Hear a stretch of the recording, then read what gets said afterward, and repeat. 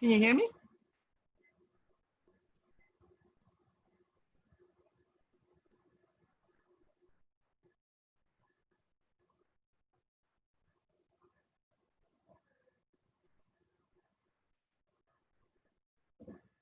Not the whole.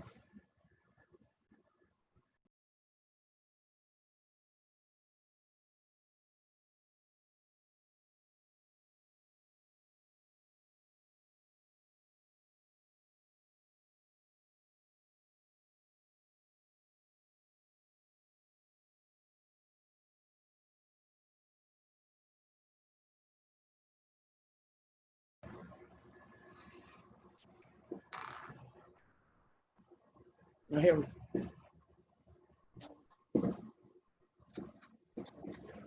Can you hear me?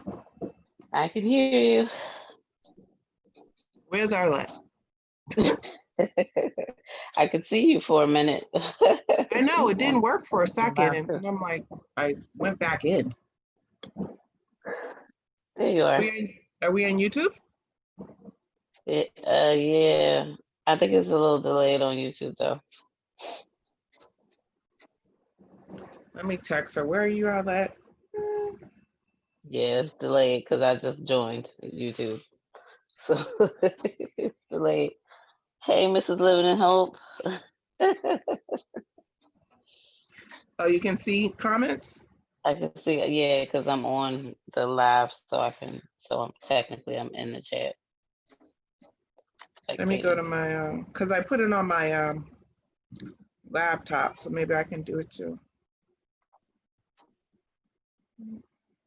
Yeah, great. Thanks for letting us know. Mrs. Living in Hope says she can hear us both.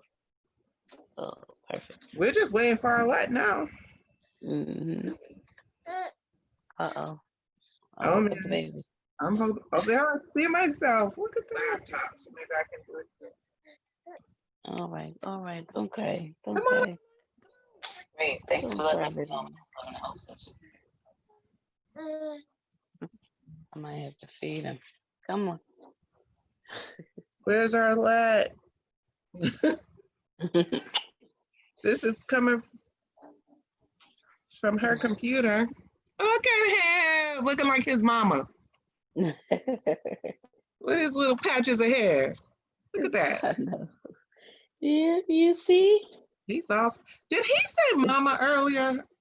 He says his chosen consonant is M, so he says mom. So That's a start. That's where it I'm starts. not counting it as mama, but he does it all the time. So Yeah. he's not really talking to me though. Okay, I see Arlette's picture. Yay, Arlette. We are ready. Okay. Can you guys hear or see me now? Yep, we certainly can. But you keep jumping from your picture.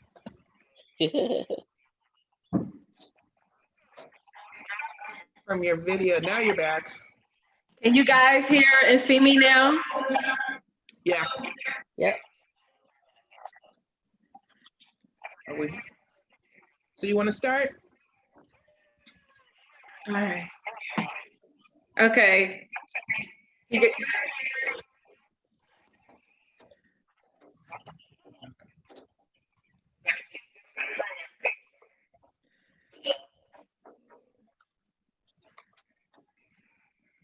Introduction. Why is your video so more choppier than ours? You notice that, Tamika?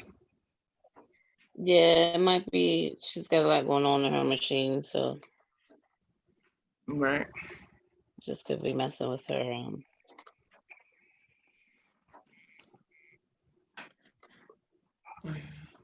Okay, Arlette, give it a go. So I just wrote y'all a message. I need y'all to watch in Zoom because if you're watching on YouTube, it's about a minute delayed.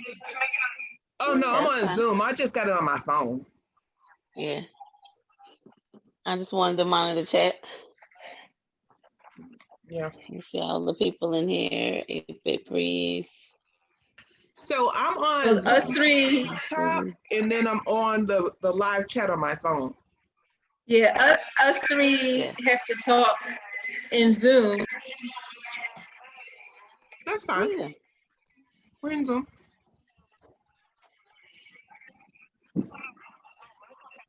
Okay. So we are about to start this session. We are Black single mothers by choice. And there's not a lot of us. There's a lot of Black single mothers, but there's not a lot of Black single mothers who choose to do this. Let's just be honest. I was hard pressed to find them when I was looking. Right? Well, I'm just glad that happened on to y'all because I wasn't even looking. I didn't even know this was a thing. So Well, the funny thing is, it wasn't actually. Come here, Ava. Let's say hi. Come here. Come here. Come here. Come here. It wasn't even actually on my radar when I started. Say hi. Okay, can you guys hear me now in real time? I can. yeah. Okay. Because before it was like a delay. All right. So we can finally start. Sorry for the delay, everybody. It was technical difficulties on my end. So I am just going to introduce myself like I normally do. I am Arlette Hardy, blogger and joy strategist from chasing-joy.com. And welcome to Black Single Moms by Choice, answering your questions. And just in general, we're going to do this like a conversation style. I'm excited to be talking to Boston Girl and Tamika TTC together for the first time ever officially. So I'm really excited, and I'm gonna kind of jump in with a question right away that I'm gonna answer as I talk about why I wanted to do this with these ladies. So one of the questions we got, which was, why is there a need for a Black single mom by choice community?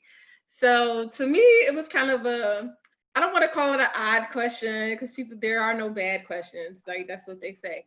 But you can say that for anything. Like, why is there a need for an Italian community, an Irish community, any kind of community, a single mom by choice community in general? We all need community because we need support systems and we need people who can relate to what we're going through in life. So me being a Black woman, I wanted to communicate with other Black women who can relate to some of the things that I might be going through, that might be different from a single mom by choice who is not a Black woman. And I happen to follow these ladies' YouTube channel for years now. And I just wanted to have a conversation with them live for you guys. So that's my answer to why do we need a Black single mom by choice community. It's not that we need it, it exists and we're just talking. That's my answer. So the reason I had reached out to Boston Girl and Tamika TTC and also Martine from Single Mom by Choice channel, who she couldn't join us tonight. But the reason I reached out to these ladies is, like I said, I've been following their journeys for years. When I was thinking of having a baby on my own and doing my research, I came across Boston Girl's videos all those years ago. And I think she maybe had just had Ava at that time. And so I went back and watched all the old videos and was keeping up with her journey. And I just felt that I should add my voice to hers in this YouTube community. And then I think I discovered Martine X and Tamika afterwards. And with Martine, I wanted to connect with her because she got pregnant right after me. And so we were doing some things around the same time. And then Tamika, because she's from Philly and I'm in Philly. So there was like an automatic kind of connection there. So I just have enjoyed following these ladies. They are my favorites. And so I wanted them to join me tonight. So I'll let you each introduce yourselves. I'll go to Boston Girl first, and then you can say why you agreed to my request.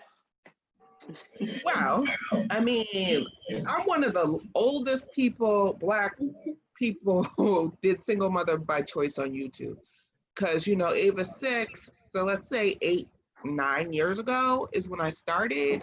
And the reason I started was because when I was researching, there was nobody. There wasn't even white people doing videos actually. And I bought all the documentaries and I just felt they were missing so much information that I was like, well, let me put it out there. And I didn't really think anybody would watch it because if you watch it, I look terrible. I'm in my pajamas. I got plaits in my hair. I'm looking all kind of crazy from my room doing these videos. So then my channel actually started off with just randomness of Atlanta. I was living in Atlanta. Then it transformed to Single Mother by Choice. Now it's pretty much transformed into an autism channel because my daughter has autism. So it has evolved. The funny thing is, most of you reached out to me when you started your journey. You did, Martine did, and I just kept following up on the people who were doing it because I was so excited I wasn't alone on YouTube. Like, am I the only one? And I'd be on the Single Mother by Choice forum and I'd see the scatter of us, but there was no forum that united us. You know what I mean? They have the special needs, they have this, but they don't really have the minority part of a forum like that you could join. You know what I mean? So unless somebody put their picture on, you would know if they were white, Black, or other.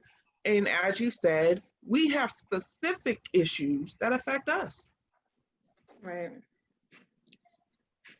Okay, so Tamika, why did you agree when I asked you to do this? Well, I think it's important to have the conversation. I mean, to begin, I didn't do any research, to be honest. I have been considering what I would refer to as picking my baby daddy from a catalog for the longest time. I would joke, but not really be joking. Like, okay, in all seriousness, this is what I'm considering. And I didn't know it was a thing. I didn't know it had a name. I just knew it was an option. And when I started recording, it was more of just personal video journal for me because I just do better talking than I do writing. I've tried writing. I can't keep up with that. It's a lot easier to just hit record on a camera and go. So, and before I posted anything on YouTube, I think I had like 8 videos. And being on YouTube, I think it sparked in me to maybe search or maybe some things started getting recommended. And that's how I started finding other folks. And then as I binge watched, like Arlette, the mention of, and that's how I found you, Boston Girl, because Arlette mentioned you so many times. So, and then I think other people commenting on your videos, just reading the comments and things. That's how I connected with so many people. So, I think to answer the original question, as far as like why we need it as Black women, is first of all, let's be clear, we don't talk about this kind of thing in our culture, right? So it's so silent. Like I have fibroids, and it wasn't until I started talking about my fibroids amongst my family that I then started to realize that there was poor uterine history pretty much for every woman on my mother's side of the family. This thing just wasn't talked about like at all. And I mean, my mother had 6 kids, my mother had 6 kids, her sister had 7 kids, but everybody had something removed from their uterus, whether that was a fibroid, a polyp, a cyst, or there was something going on for everybody. And I'm like, why did no one say, this is something that could have been looked for as I got older, and if only I knew that it was an issue. So I think it's important for us to be out here, talk about it as women, show our faces, and be a voice for those who are often very silent. So we're a silent community, unfortunately, when it comes to this topic. So Tamika, you said you were before you knew that it was called Single Mom by Choice, you were planning or thinking about picking your baby daddy from the catalog. So Absolutely. what made you decide you wanted to go in the catalog route? Well, okay. So uh I haven't my last like really, really serious relationship was like 2004, 5-ish. 2005 is when it like dramatically ended. And so I was what, 25 then. When I was 26 when the doctors found my fibroid, but then the doctor I had at the time cracked a joke and said, "Oh, well, do you have a husband or a boyfriend at home?" And I'm like, "No." Like I wasn't even dating anybody. And she's like, for the life of me, I couldn't understand where the line of questioning was coming from. And I said, "Are you saying this to insinuate that I should get pregnant soon?" And then she chuckled and said, "Oh, yeah, if you'd have said, yeah, I'd have told you to go home and jump on him. You know, it wasn't confirmed that I had a fibroid. And in all actuality, fast forward, I really didn't have, they didn't know I had specifically a fibroid. I did end up having a fibroid, but the other things that were there were actually not fibroids. They were just polyps. I only had the one fibroid. But she was just like, "Oh, well, you have fibroids. You want to have kids before they become a problem. Unless you don't want to have kids, and then I guess you don't worry about it. Some women want to get married and take 5 years, 10 years. Yeah, you shouldn't do that." Like that's what she said, and I'm like, "Whoa, I'm 26. Did you just put a timeline on my childbearing years?" Like I wasn't even sure I even wanted kids at that point. So I was at a crossroads. I had to make a decision. Did I want to be a mom? Did I not want to be a mom? So I decided I wanted to be a mom. So from that point on, every guy that I looked at, it was all right. We looking for a husband at this point because that's what I want. I want the husband and I want the family. And the husband wasn't coming, And then I think when I was 30, I had a best guy friend of mine, and he was about 5 years older than me, and he was talking about just finding somebody to carry his seed. And I was just like, "Oh, well, we're on the same page here. So how about if I'm not anywhere close to married and you're not anywhere close to married, how about we go half on the baby?" And he was like, uh, "I don't know, me, I gotta think about it." I said, "All right, well, you got 3 years. You get back to me." And I had a very short list of people to ask. He was one of them. There was only one other person. I never asked the other person, and he was married within the next 3 years. So that wasn't even an option. So there went everything else. And then was just, all right, I guess I'm looking in the catalog. We'll get this started at 30 instead of 33. We'll get this started at 35. And then it was like, oh, uh, I haven't been to Italy yet. Let me take myself to Italy. So I did that for my 35th birthday. And I intended to Nice. start at 36. But then my sister fell ill. And so that took up the next year. So that's how it all got pushed out to 37. But time flies, unfortunately. It Okay. just got away from me. Answer the first question because I don't think I really answered it. I feel that Black people are spiritual people, even if they don't go to church. And that notion that this man is going to show up and save you and be your husband is very much entrenched in our culture, right? So the moment you say you want to have a baby by yourself, I swear everybody named Mama have a freaking opinion about that. Why don't you wait? The man's coming. Write your list of the things you want, and he will show up, put it in a prayer box, do all of these things. And my thing was, me coming to the conclusion of having a baby had nothing to do with wanting kids, actually. What had happened was I used to write a blog. My neighbor was turning 40. I was like 33, 34-ish. And she's like, "Can you write a blog about this? Because I need more information." And in Georgia, the insurance don't cover anything. The insurance don't cover anything. So they're all vying for your money. So we go to a free fertility thing, and they gave us all AMH tests. You get an AMH test if you go to this thing.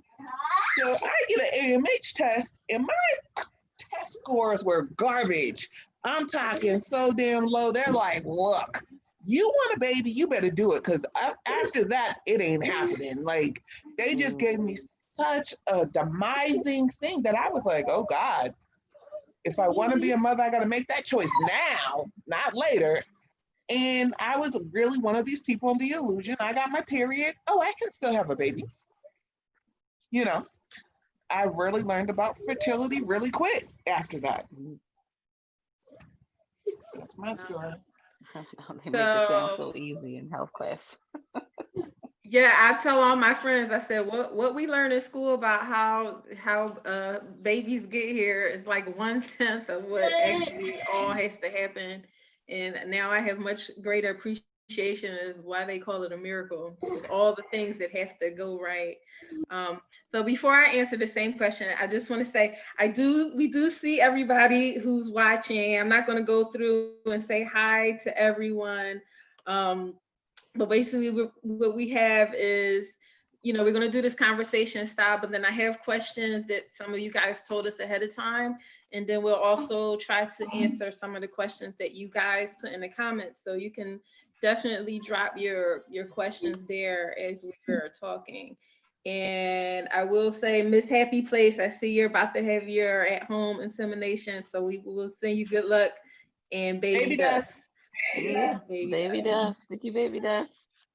So for me, I always wanted to be a mom, and very much like Boston Girl was saying, I imagined, getting married and everything being very traditional. I'm actually kind of a traditional person, despite having made this very non-traditional choice. And I even did the whole write everything that you want down in a partner. It was supposed to be 100 things, right? And I did it. It took forever.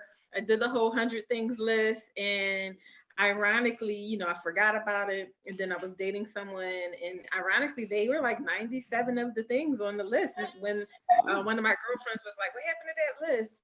And we dated for a while. But it ended up not working out. And after we broke up, I looked at the list and he was no longer like half those things. So I was like, well, there was some truth in the list, So when around the time that we broke up, I had started blogging, and sorry guys, I have like hair stuck on my lip gloss, so ignore me picking. But around that time I had started blogging, and I think the blog culture has somewhat changed, but back then it was like you visited other blogs, and then they visited your blog, and it was this whole blogger community. And in the context, you found my blog, didn't you? I did find your blog also, because I was really, really looking for all kind of information. But in the context of doing that, I stumbled across the Single Mom by Choice blog, and I remember saying to my mom, like, oh wait, there's a name for this? Like, there's a whole website about Single Mom by Choice. And I think I was just turning 30. And I said to my mom, I said, well, if I don't get married, which I assumed that I would, and I was just throwing this out there, like just a crazy hypothetical. I said, if I don't get married, at what age should I just do it by myself? And my mom said, oh, around 37. And I said, okay. And then we laughed about it, never thought about it again. But I would read that blog on occasion just because it was interesting. So fast forward, dating people, nothing's working out, nothing is sticking. And then my mom got diagnosed with cancer, and I had already lost my dad. And that kind of really made me realize that like life is short, and if there's things you want to do, you need to do them. So at that point, I started really, really considering, okay, maybe I'm just going to do this on my own. And I was 34, and I said, okay, with my 35th birthday, I'm going to do it. And I imagined that I would get pregnant right away. That didn't happen. But at 34, I called the clinic. Now, any other doctor in my whole life I've called, and it was always like a 2-month waiting list, 3-month waiting list for the first appointment. I called, and they were like, you can come in next week. And I was like, what? So I did all my preliminary stuff at 34, and right after my 35th birthday is when I officially started trying. Um, so that's how I ended up being single mom by choice. So I guess the question that I have for you guys before we start to dive into some of the questions that were submitted is, why did you decide to share on YouTube? Okay, so I'm the longest standing person. I just felt there was such a need, and YouTube was used for such an informational type of thing. And I felt that I don't want to say Black women are under an illusion that we need to be victims. Like the only reason you're going to have a baby is because by yourself is because some man left you with a baby by yourself. And I feel like if the statistics are, we are the most educated group right now. Like we have the most education, and unfortunately, our counterparts don't. And our counterparts are not marrying us. And our counterpart, you could wait 10 years, 10 million years past your fertility and never get that dude. You know what I'm saying? So I was like, I wanted it, and I know this is like a cliche. I wanted to help others. That's why I created. But it was true. I wanted to help others like me because it was so funny. When I started politicking to all my girlfriends, right? You need to look into it, because we're all around the same age. And some of them, like, I'm waiting for the husband scenario. Some of them weren't interested. The funny thing, the girl who got me started ended up with a husband, but no baby.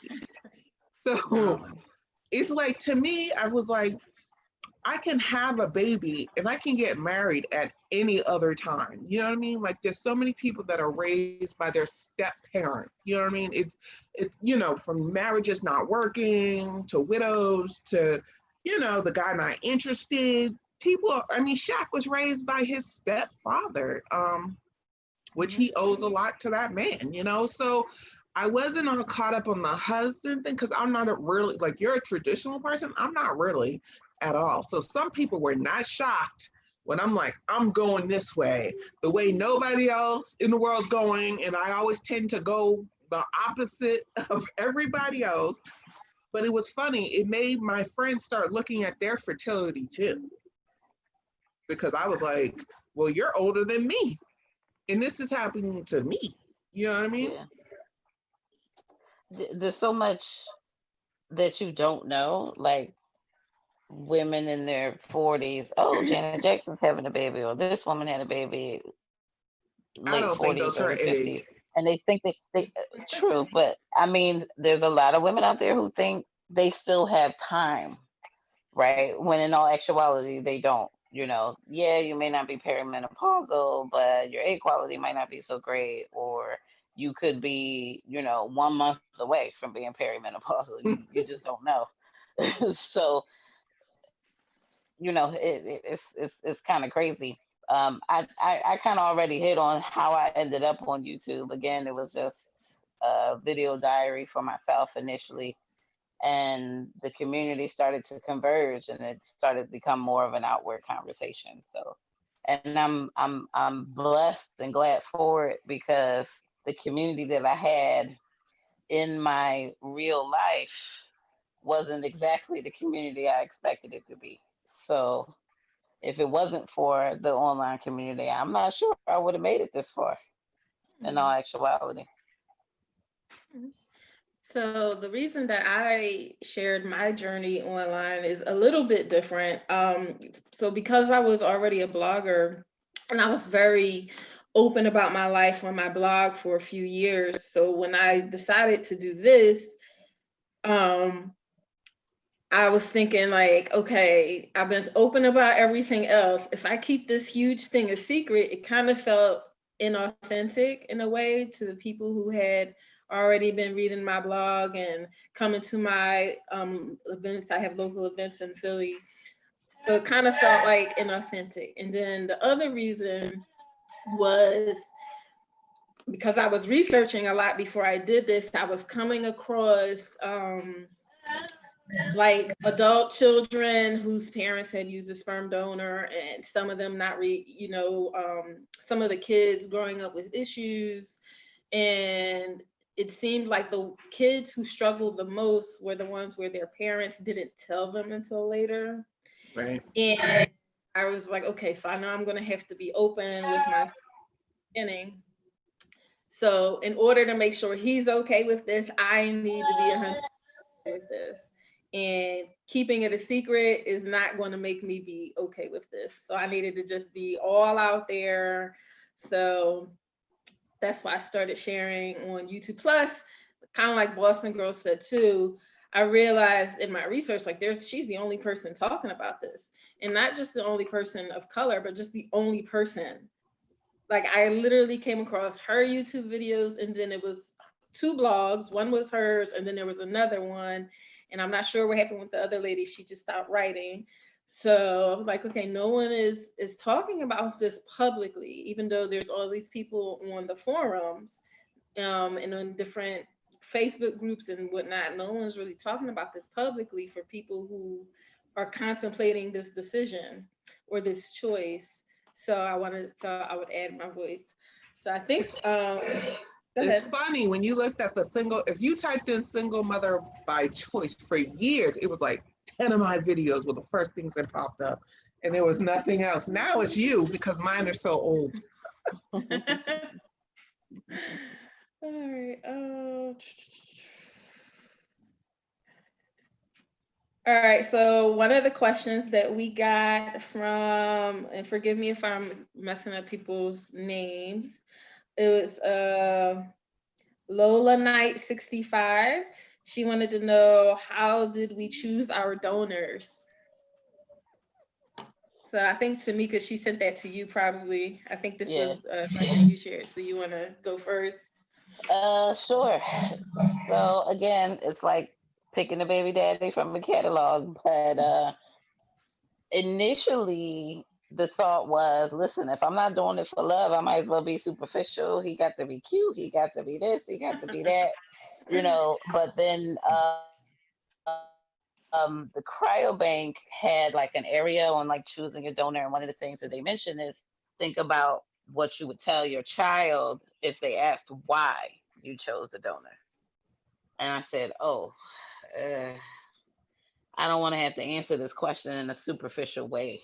I like, well, he was cute. He was a cute kid, so I picked him. I wanted to make sure you were cute. Like that didn't sit well as like a justified answer. So from that point, I just started looking at the donors as if I was picking out the husband.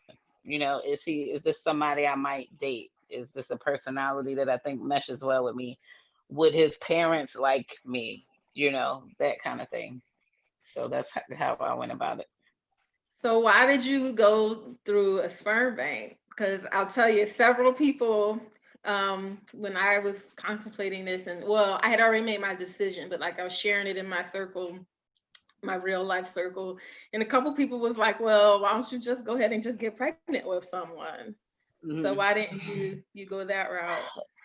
So to be honest, I didn't think of any other route aside from a sperm bank.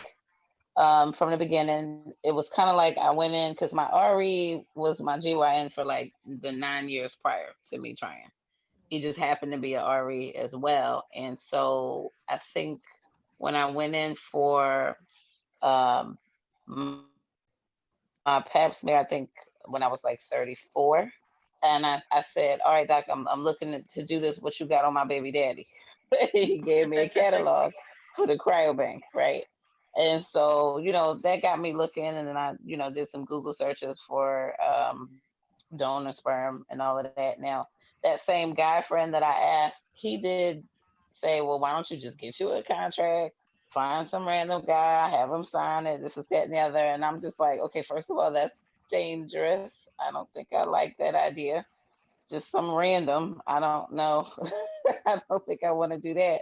But I guess if you think about it, the donor's kind of random. But at the end of things, I know more about my donor than I have known about any guy I've ever dated, like ever. Like I got a blood type, I got, information about the parents, the grandparents, aunts, uncles, cousins, and all that great stuff. So I got way more information on the donor than I could give on some guy I met at a club. you know. So it So works for me. so my answer was so I grew up in a blended family. I have three brothers. I'm the only one from both my parents. So my dad had two sons, my mom had one son, and then they had me. So I was very keenly aware that when you have a child with someone, they are in your life forever because of the people who have been in my life forever because they are the parents of my brothers. So I was like, if I don't want to date you seriously and contemplate being married to you, do I want you to be in my life and in my kids' life forever? So that's why I didn't just want to go the baby daddy route. And then I did, clearly I was researching because I mentioned it several times already. So one of the other things I was looking at for people who did the known donor, there had been like a couple of cases where a dad or he was a donor and then he, some things happened in his life and he wanted to change his mind and was like suing someone. Then there was a case where there was a mom who felt like she had bit off more than she could chew and that she was trying to sue the donor even though they had a contract. It just seemed that there were certain risks that way that made me not really be too interested in going the known donor route. But then I also have a sickle cell trait. So I knew I would the person have to be tested for that. And then I was very nervous about like STDs. And I felt like by the time I do all this stuff myself to figure out, the sickle cell trait and all that, I could just maybe go with a sperm bank and pay the money. And then they take care of all that for me. Even though every time I have purchased sperm, I have been annoyed that I have to pay for this. Every time, I can't believe I'm paying for this. I could go like down the block and get this for free. All the sperm we've thrown away over the years. Yes, but then I remind myself then we gotta pay for some. what I'm actually paying for is, the testing and all that stuff. So I know, Bossy Girl, you went a different route, right? Not initially. So initially, I'm cheap, and I didn't care if my child was interracial, so I went to Northwest Cryobank, which was the cheapest firm at the time. They're still the cheapest. Like they're half the price of California Cryo. They're like $3.75 a vial or something. So I go to the fertility doctor, and remember at the time, my health insurance paid for nothing. So there was a high gay population in Georgia. So there's a clinic where they did IUIs for $200, right?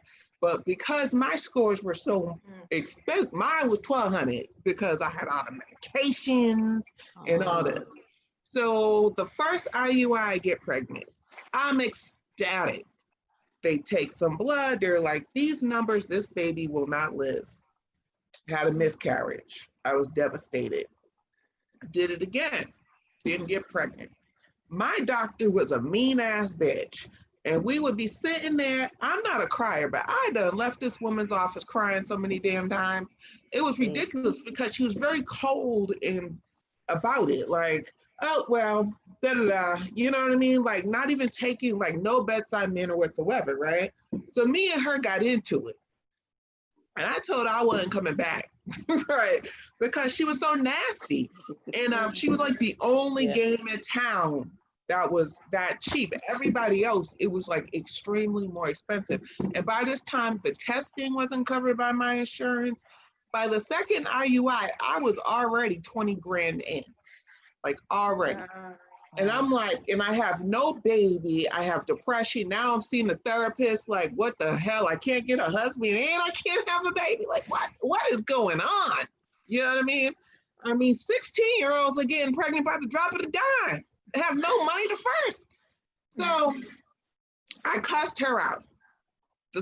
No, not exactly. I told the social worker I wasn't coming back. She's like, oh, well, if you change your mind, feel free to come back. Then the doctor called me and basically told my ass not to come back, right? And I told her that I didn't believe I had fertility issues. People try for 6 months to a year to get pregnant. I ain't never tried for no 6 months to a year. I'm not convinced I'm all this money in that I have fertility issues. I'm not convinced. You don't know that for fact. I mean, I ain't tried because you ultimately, if I was married, you can't even see a doctor till you tried for 6 months to a year. I ain't do that. So I told her, excuse me, I'm gonna excuse my French. I think I just need some dick in my life and things will work to my advantage. Okay. And I left her office crying because I didn't know what I was gonna do. I had already did the roll of Tamika and talked to the guys in my life. That was futile. You know, some of them told me I was selfish and all this and that. So that wasn't working, right? The ex, I was trying to make him a baby daddy. He just wanted some sex. Okay, that was clear. It wasn't because you know there's only, as you know, trying this 2 or 3 days a month. How you seem to be busy for the past 2 months during those 2 or 3 days? Clearly, you're not on the same page, right? Mm-hmm. You're trying to not have a baby and get some booty when you want it. You know what I mean? So I wasn't down with that. I just happened to be reading a blog, just like yours, and it just popped up this blog of men giving over their sperm for free. And I'm like, it just popped up the next day after I was crying in my car, 20 grand in, second IUI didn't work. And I'm like, wow, damn, right? So I'm like, okay, there was 2 black guys and a Mexican guy, right? One black guy looked like Uncle Rufus at the liquor store, so I was like, no. The Mexican guy was really short. You know, a lot of Spanish people are really short. And the other black guy was freaking gorgeous. I was shocked he was on there, okay? He had green eyes. He was 6'2". He was my complexion, had a college degree. And I'm like, what? Right? Send him an email. He responds right away. Because here's the thing. I was willing to have sex. I was willing. I'm like, I done slept around in my life. I ain't get shit out of it. I'm willing to do whatever I need to do. I am 20 grand in. I don't have a baby, whatever.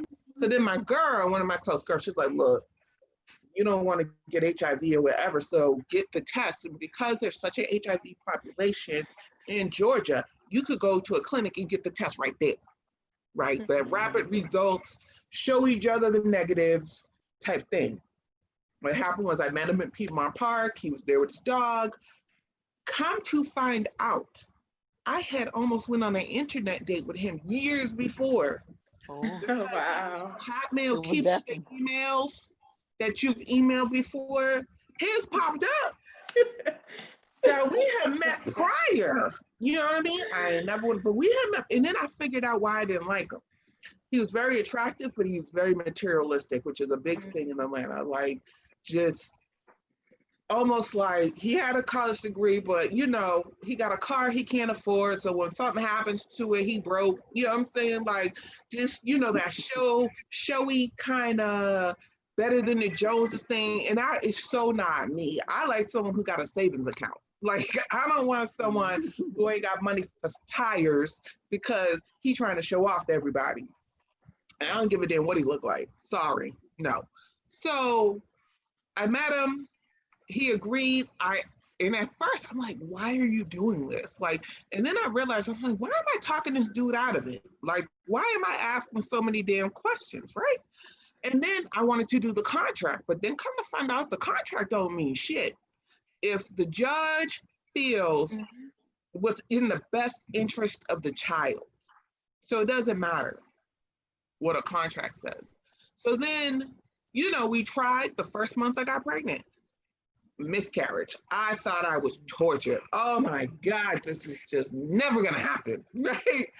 And then 5 months later, I got pregnant with Ava. By the time I had her, I contacted him. He said, congratulations. And I have not heard from that man since. I haven't heard from him, haven't seen him.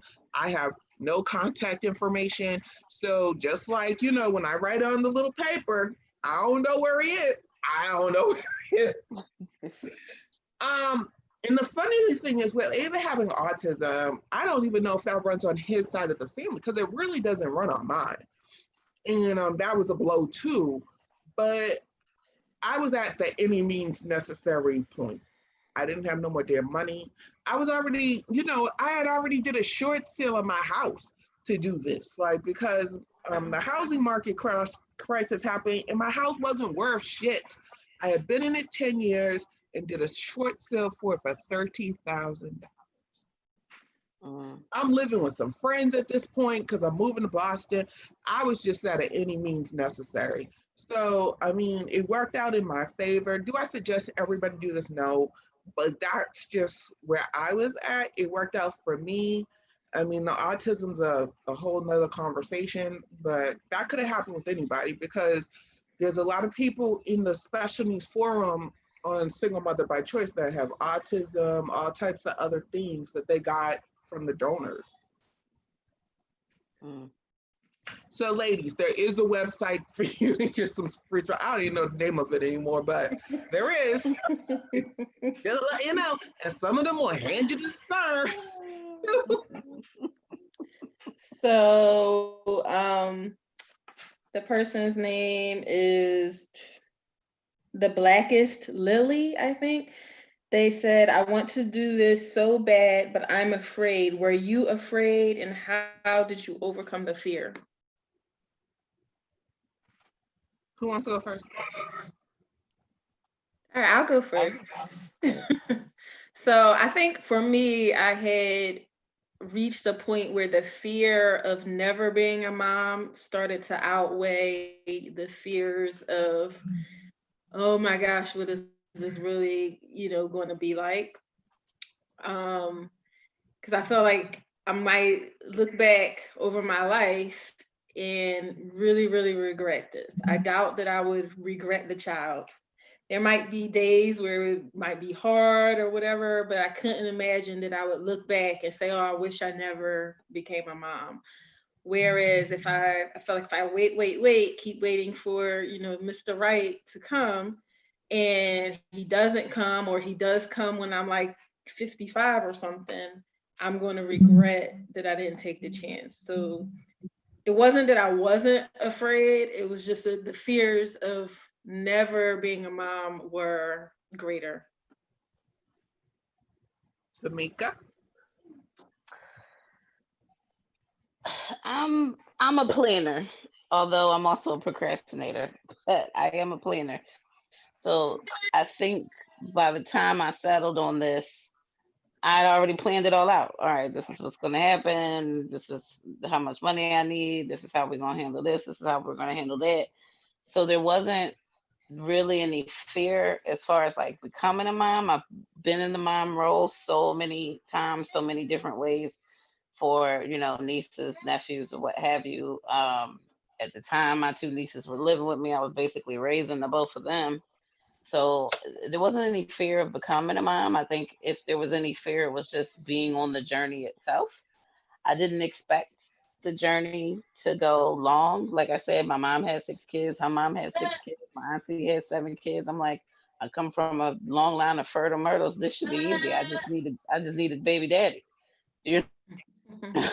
So, but I think it's kind of like how I am with roller coasters. Like I love roller coasters, but when you're on it and you're like going up to change, it's like, okay, why did I do this? This is really high. Okay, I don't think I want to do this anymore. But it's too late. The train's already moving.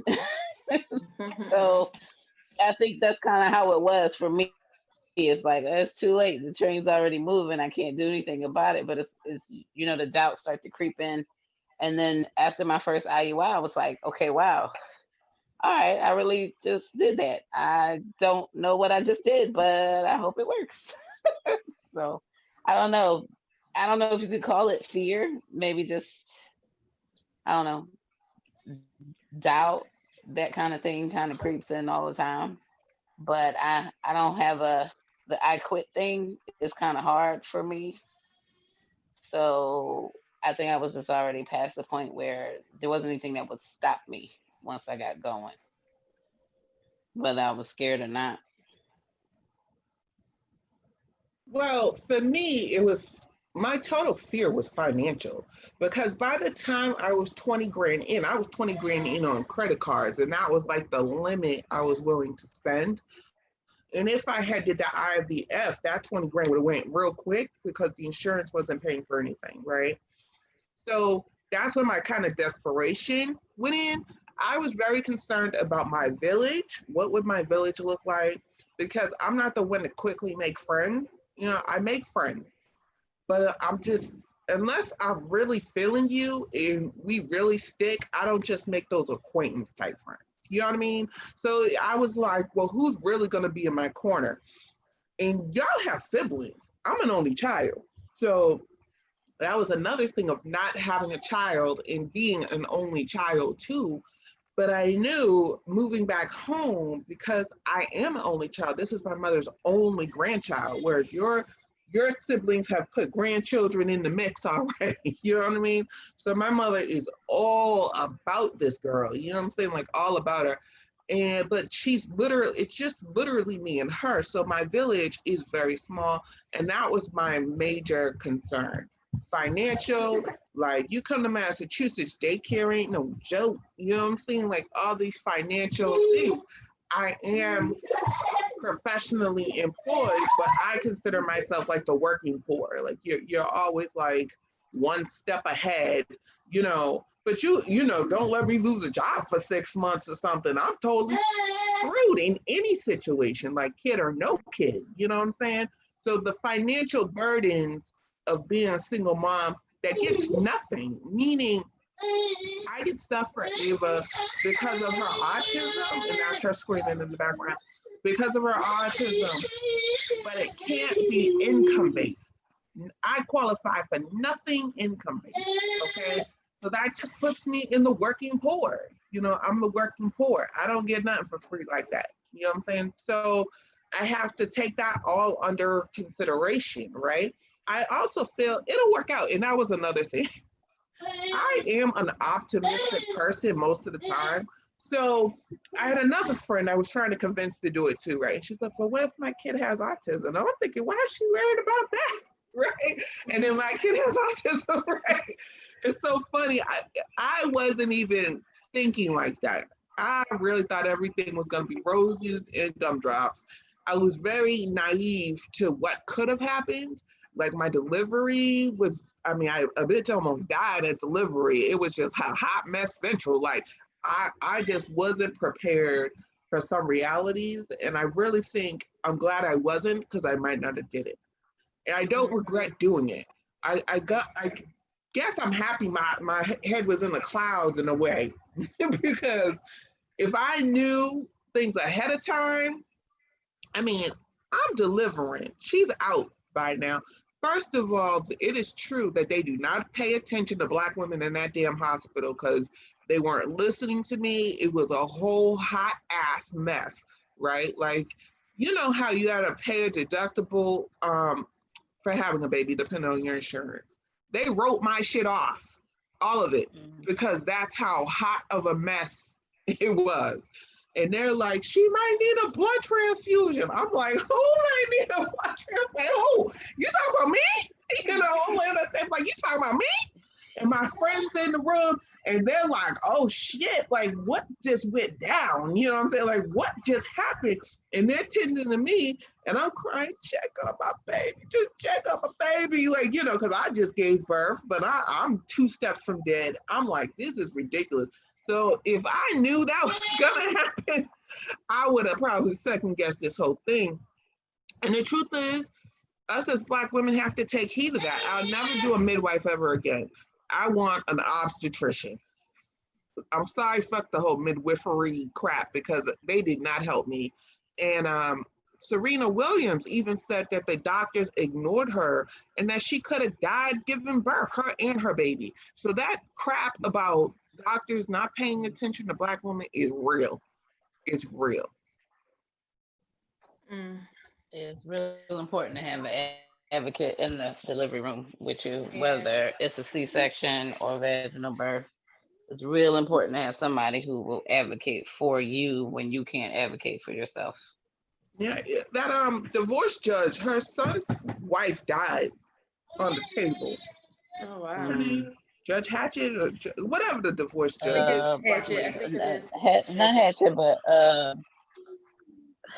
She was divorce court. The There's newer one. the one, the newer one with the short hair, right? Yeah, her son's wife What is her died name? giving birth. Wow. So that's kind of along lines with one of the questions from Leah D. Would you have done anything different? Like based off what we know now, we have done anything different? Then she even said it says includes like IVF right away. I feel my money wouldn't have went nowhere if I did IVF right away. Like literally those steps wouldn't have happened because IVF without insurance is so expensive. Like it's really expensive. That's what I ended up Now, doing. I So, did have, yeah, I did have insurance, but because my one tube was blocked, my other tube was damaged, my You had no insurance choice. refused to pay for my IUIs. They refused to pay for my IUIs, right? They didn't think IUIs were worth it. Now, my one tube was open, but the radiologist said it was damaged.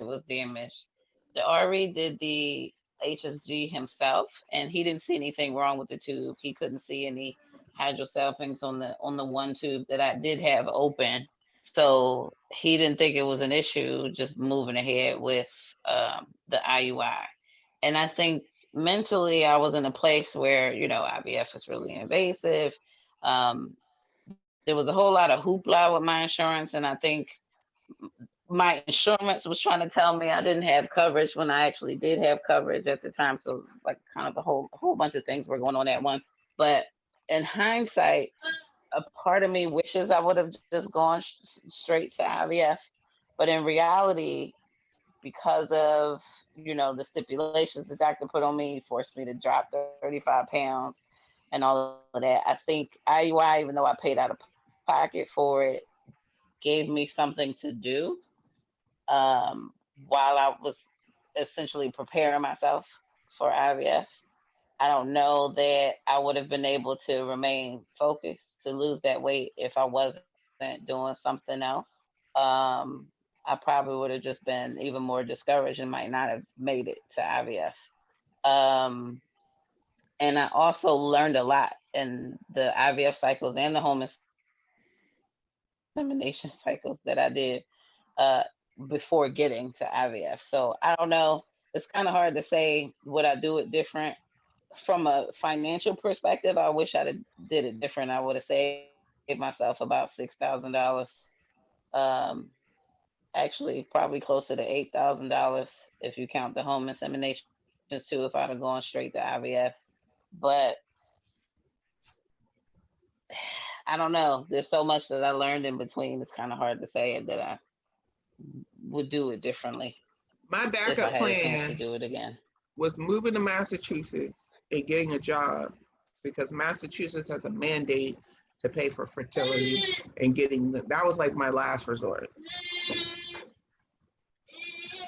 so I did end up doing IVF, and I did it after I say 9/10 IUIs because um my last IUI I did a back to back. So it was one IUI and I went back the next day, did another IUI, trying to catch that, you know, that window. But no, I wouldn't do anything any different. I know I did a lot of IUIs, I think more than a lot of people. Most I think I've done more than anybody else I heard. But my insurance didn't cover any fertility treatments. But it would cover like all the testing. So at least I had insurance for that. So yeah, and I also had to lose weight. And that's, you make a good point that I hadn't even considered, Tamika. I probably wouldn't have been able to lose the weight that I needed if I wasn't doing probably the IUIs, keeping me like constantly focused on it. But in addition to that, like for me, and I think because I am more of a traditional person, I already felt like I was taking a lot of life into my own hands, so to speak. as opposed to like things just playing out naturally. And so it took me a while to even wrap my mind around IVF, and I had a lot of things that I had to decide for myself. Like, it's kind of odd because we were trying to have babies as opposed to people who, you know, are contemplating abortions.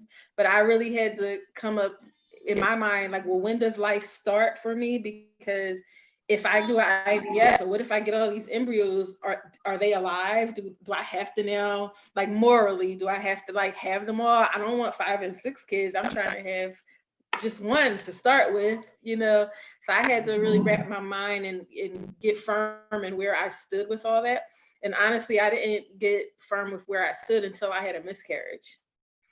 And then it kind of clarified things for me, that no matter what I do with these doctors, how many, you know, eggs and sperm get together and start multiplying, it's not going to be a baby until God decides to make that heartbeat start. So once I kind of had gone through that miscarriage experience, mine was a miscarriage, like very, very early. Kind of like what you were saying, Boston Girl, where the numbers just from the bat were not good. Doctors were like, this is not gonna progress. So I had to go through a lot just to be ready for IVF. So I don't have any regrets. I wouldn't do it any different. And then if we did it different, we'd have different kids. You know, like, it wouldn't be like the ones we got. You look at them, they're like so perfect. It's like, I don't want another a different kid. So no, I can't say I would do anything different. Yeah, no. But I have my own question. Yeah, How long were you guys trying? Like, how long was your TTC process? 21 cycles. Okay, wow. I got pregnant on the 21st cycle. Okay. So now it's easy to say 21 cycles. Obviously, I didn't make 21 attempts. Right. So across 21 cycles, there were, I guess you could say, 7 attempts to get pregnant. Okay. Yeah, across that's 21 a cycles. little bit, just a little bit shorter than me. Mine was 2.5 years. And so I would say 9 attempts with the IUI. And then Baby Joy Chaser was my 3rd embryo transfer. So 12 actual tries in 2.5 years. So we'll ask Boston Girl when she comes back. Let me see. So I think I usually break it down as 3 IUIs, 2 home inseminations, 2 IVF egg retrievals, 2 frozen embryo transfers. Just an FYI, you know, home insemination is illegal in Georgia. Is it? It is. Oh, well, I guess not here. Right. They won't even send it to your house. They ain't getting involved. Nope. So when you stepped away, I was asking, how long was your TTC process? That was my question. Well, I had to get my finances in order, so I consider that part of the TTC process when you first make that. And you know, as you know, I put it on a credit card. I'm not even talking about that. Like, I had a house that was underwater, and I knew hold on, she left that tablet playing. I knew I was moving to Massachusetts, but not being from Atlanta, I'm like, well, what am I going to do with this house? You know what I mean? Like, the rent rate, because it was the housing market crash, the rent rate wasn't as much as my mortgage. You know, people were renting people's houses and trashing them. How am I going to deal with that in another state? But you know, God works, because people have come in my life in certain instances that it just worked out. My cousin's friend was a real estate agent. He was like, I will hook it up and you will get a short sale because your house isn't under like a Bank of America or Wachovia. It was under a mortgage company, right? Because they kept selling my mortgage. So it was under a small mortgage company. He wrote a letter basically saying, you need to short sell this, or it's going back to you. Right? And there were steps I had to take, but pretty much his letter is the reason it got short sale. It was basically off of his letter because actually I was making more money then than when I bought the house, right? So he short Mhm. sold the house. I was ready to move to Massachusetts, back home, and to get IVF from a job. What happened was my job offered me a promotion. And I was like, no, I'll train whoever you get in here, or whatever, because I didn't want to screw them. I was leaving, I didn't want to screw them. So I was like, I don't want to take this job for 2 months and be like, peace out, I'm moving. You know what I'm saying? I was like, get the new person in here, my boss, I'll train them because I knew I was leaving. They asked me to take this job 6 times, 6 different times. And I was like, okay, well, how much you gonna pay me? I was after about the fourth time, I'm like, well, how much you gonna pay me? And they were nickel and diamond. I said I want 20 grand because I knew how much my boss made and I was doing his job. Okay, I don't gotta matter. He made 30, I want 20. You're still saving, right? And to be honest, I really thought they weren't gonna give it to us. I thought they were gonna, this bitch is crazy. We ain't giving it to her. Hell no, right? They gave it to me. I was shocked, shocked. I was like, well, I could at least stay a year, right? Just one more year. We talking 20 grand, you know what I'm saying? Closed mouths don't get fed now. You gotta ask for what you You want. know, once they asked me that fourth time, I'm like, how much you gonna pay, bitch? How much you gonna pay me? You know? And because I had nothing to lose because I was leaving, I was like, I want 20 grand. Well, we'll pay you this. Or when the company does better, no, I ain't hearing none of that. I want 20 grand. I ain't taking the job. Period. Right? Give me what I'm doing. And I ended up moving in with some friends. That didn't work out. I mean, that's a long story. But I had 20 grand. I got my own apartment. I just got a 1 bedroom apartment. And I'm like, because my whole plan, the whole reason for all of this was to have a baby. As I already cussed out the lady at the my fertility place. I was moving to Massachusetts, and then the job thing happened. Mm.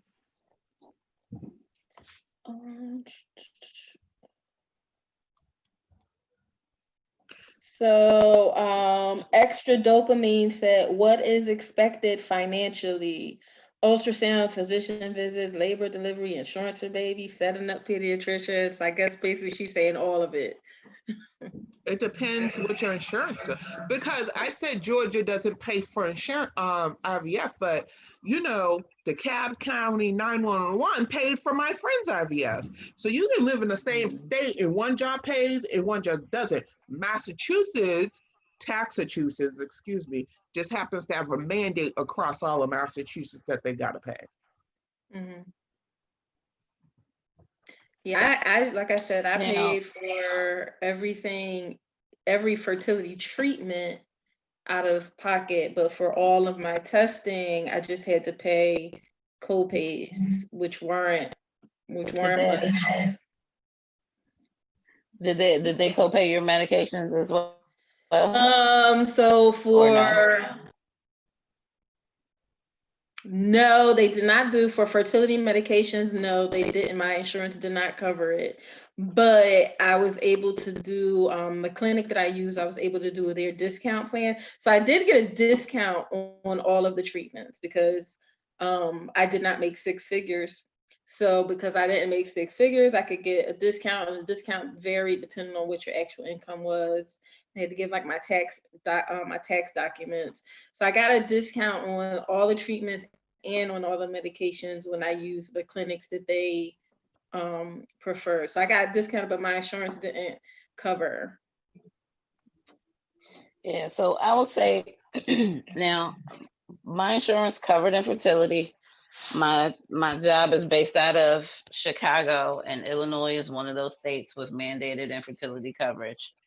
Even though I live here in Florida, so that's what my insurance is kind of based on, the Illinois rules.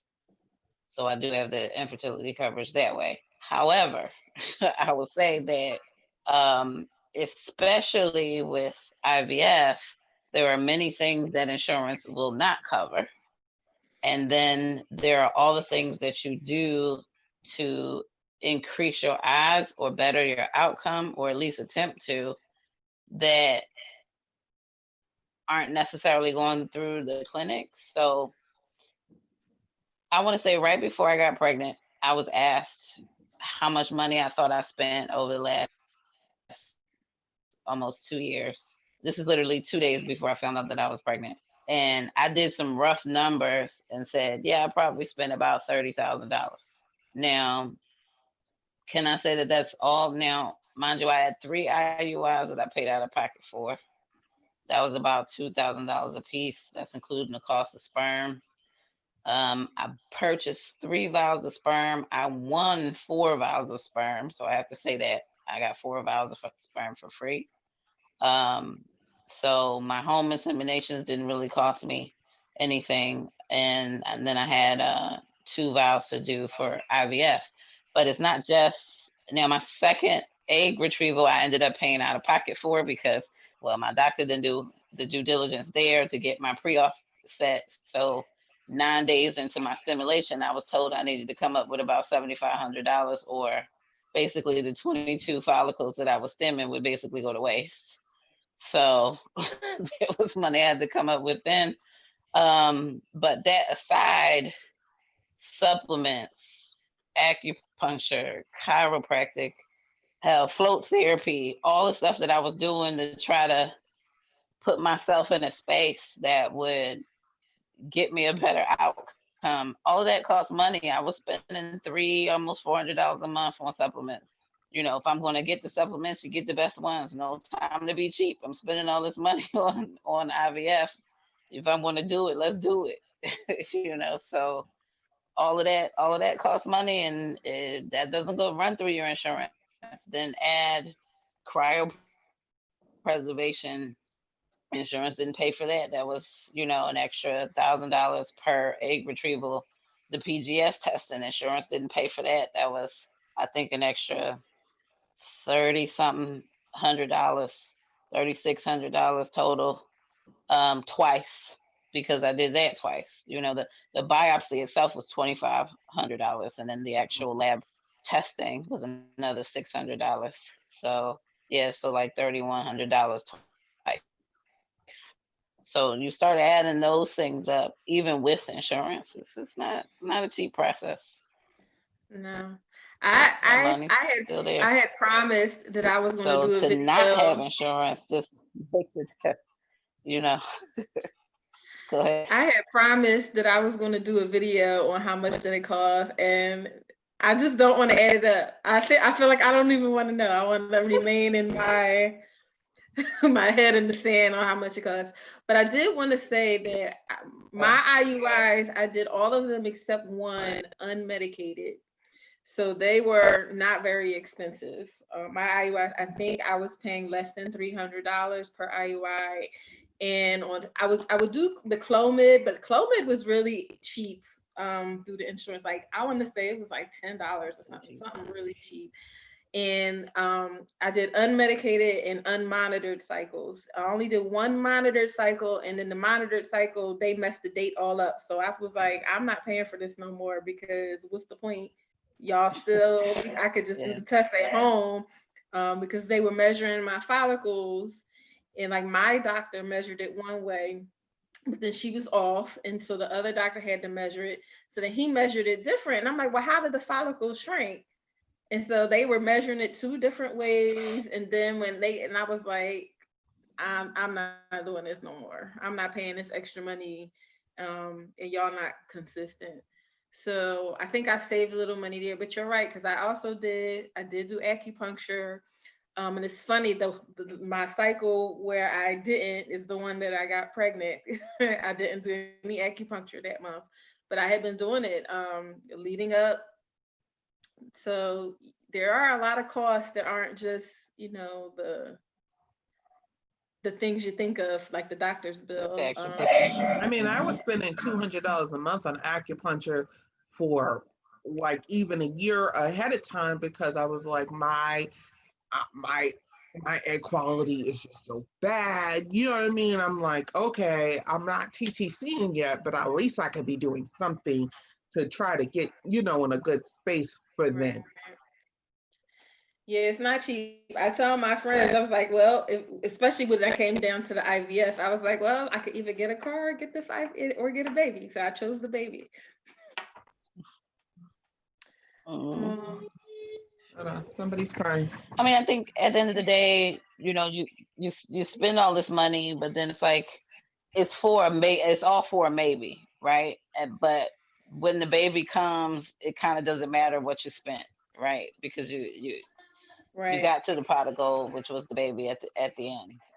Very But the true. scary part is you spend all that money for a big maybe. It's like I don't know. Am I doing this? Because I will say after my first transfer was unsuccessful, I had made fake purchases because Toys R Us and Babies R Us was going out of business.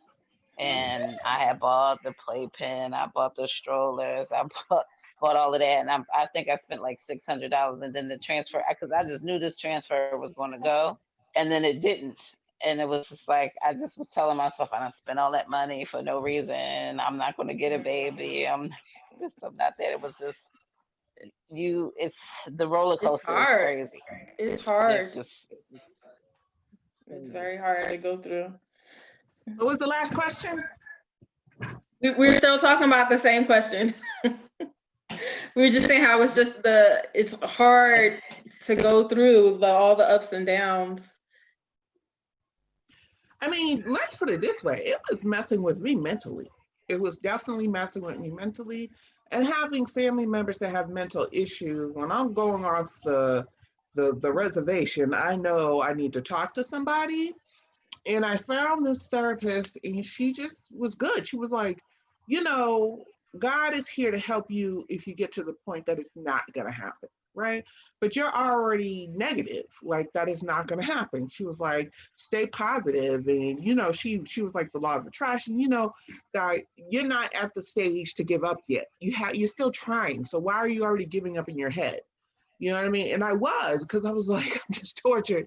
I can't have a man and a baby. Like that was just my mantra. Like this cannot be fair. Like in what world is this fair? And she really brought me down to earth or whatever. And it wasn't on medication or anything, but sometimes you need somebody to air it out. And when people are not going through the same thing you are, they're not really taking it in. Like I needed someone impartial that looked Right. at my situation to talk to me, because with some real talking, not coming off like, well, you shouldn't be a single mother or some judgment call or something. Like I just needed that. And she really helped me. It is emotional. Yeah. So let me see if her name is here.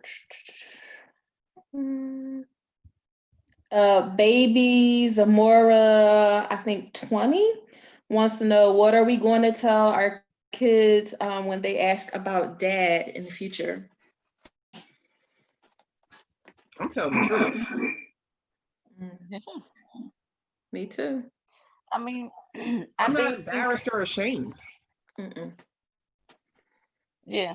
I mean, I think I've always been really firm on knowing where you come from, right? So let's say if I got knocked up by a random, I wouldn't know very much about him, right? But I know what I know about the donor, and I think yeah, he's a donor conceived child. Technically, he doesn't have a dad; he has a donor, but I think if we explain to the children that there are just different kinds of families. Some families don't have dads. Some families have two moms. Some families have a mom and a dad. Some families have two dads and no moms. Some families don't have a mom or a dad. They have a grandmom and a granddad, or just a grandmom or an auntie, or maybe even an uncle. So there's just different kinds of families out here. It doesn't make you odd. It's just different. And I don't think My there's anything wrong with that. my situation is kind of different. I mean, Ava is a nonverbal autistic. So I don't know if she'll ever legit have those questions. If she does, I will answer them. But I mean, at 6 years old, which she is, if she was a neurotypical child, I would be having those conversations. But right now, we're working on just having conversations, right? So, like the school I fought for her to get in, she will be the only Black child, right? So in this program, they like to have other minority children, but since they were discriminating against disabilities, she will literally be the only Black child. And the question was, will she mind? And I'm like, she won't notice the difference because she doesn't have social cues to notice anything really. So right now she's in the oblivious world of she don't have any questions about the whole daddy thing. Well, if she ever does, I'm a very honest person just in general. And I would just tell her the truth. I wanted you so bad that I did this to have you. You know what I mean? Because I wanted to be your mother. So yeah, I'm approaching it the same way with my son. So as I'm saying this, I'm thinking like, oh, I'm taking after my dad. My dad used to sing all these like crazy, silly songs all the time that I hated when I was a teenager. But I made up a song that I've sung to my son since he was a baby, about how mommy had room in her heart for a baby and she went to the doctor. So I pretty much tell him everything that happens, but like obviously he doesn't understand what the words of the song mean. But yeah, I've just been telling him from the beginning exactly how he got here and that he's born out of love. I think that's the main thing that I want him to know. I did pick an open ID or whatever donor. So I think it's when he's 18,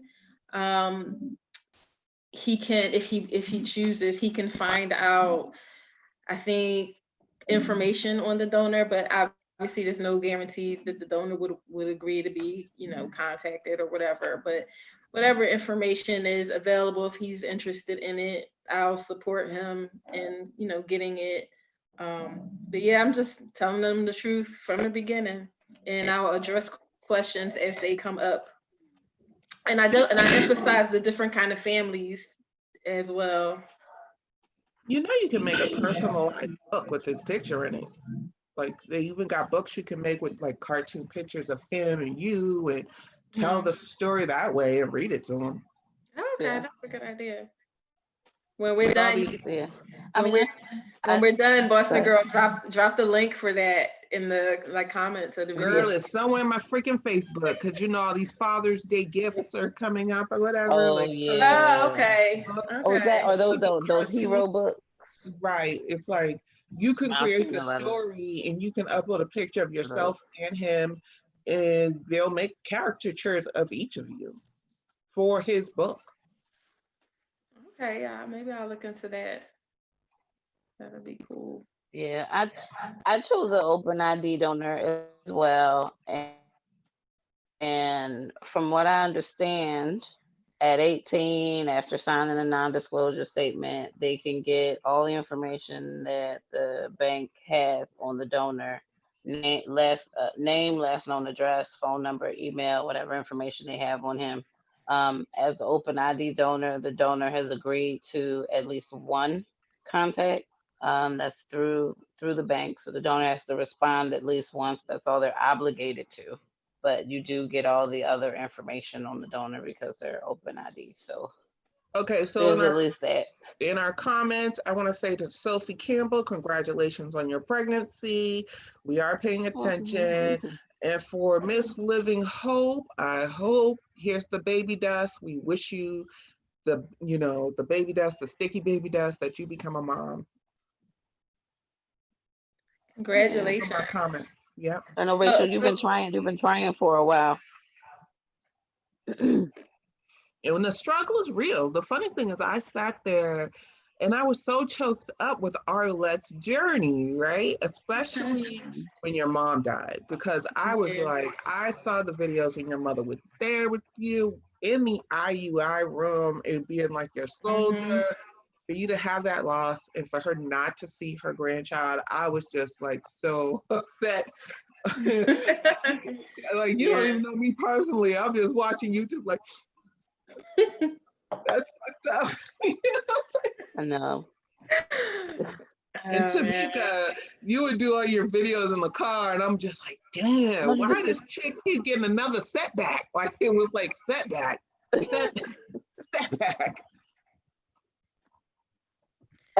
Yeah. You know, I tell people all the time, it's not my life if it's not exciting, because there's always something, something.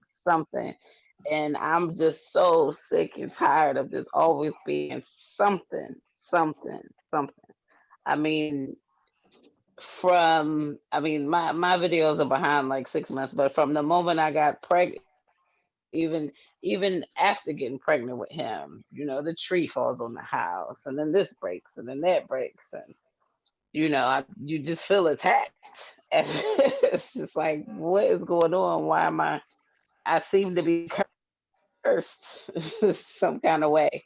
And there are certain segments of my life where I've literally felt cursed. Like there's always something dramatic happening at major points in my life. Like my elementary school graduation, it rained horribly. The class left without us because we went to the elementary school, but then we were supposed to walk to the high school where we were actually graduating, but it was pouring down raining.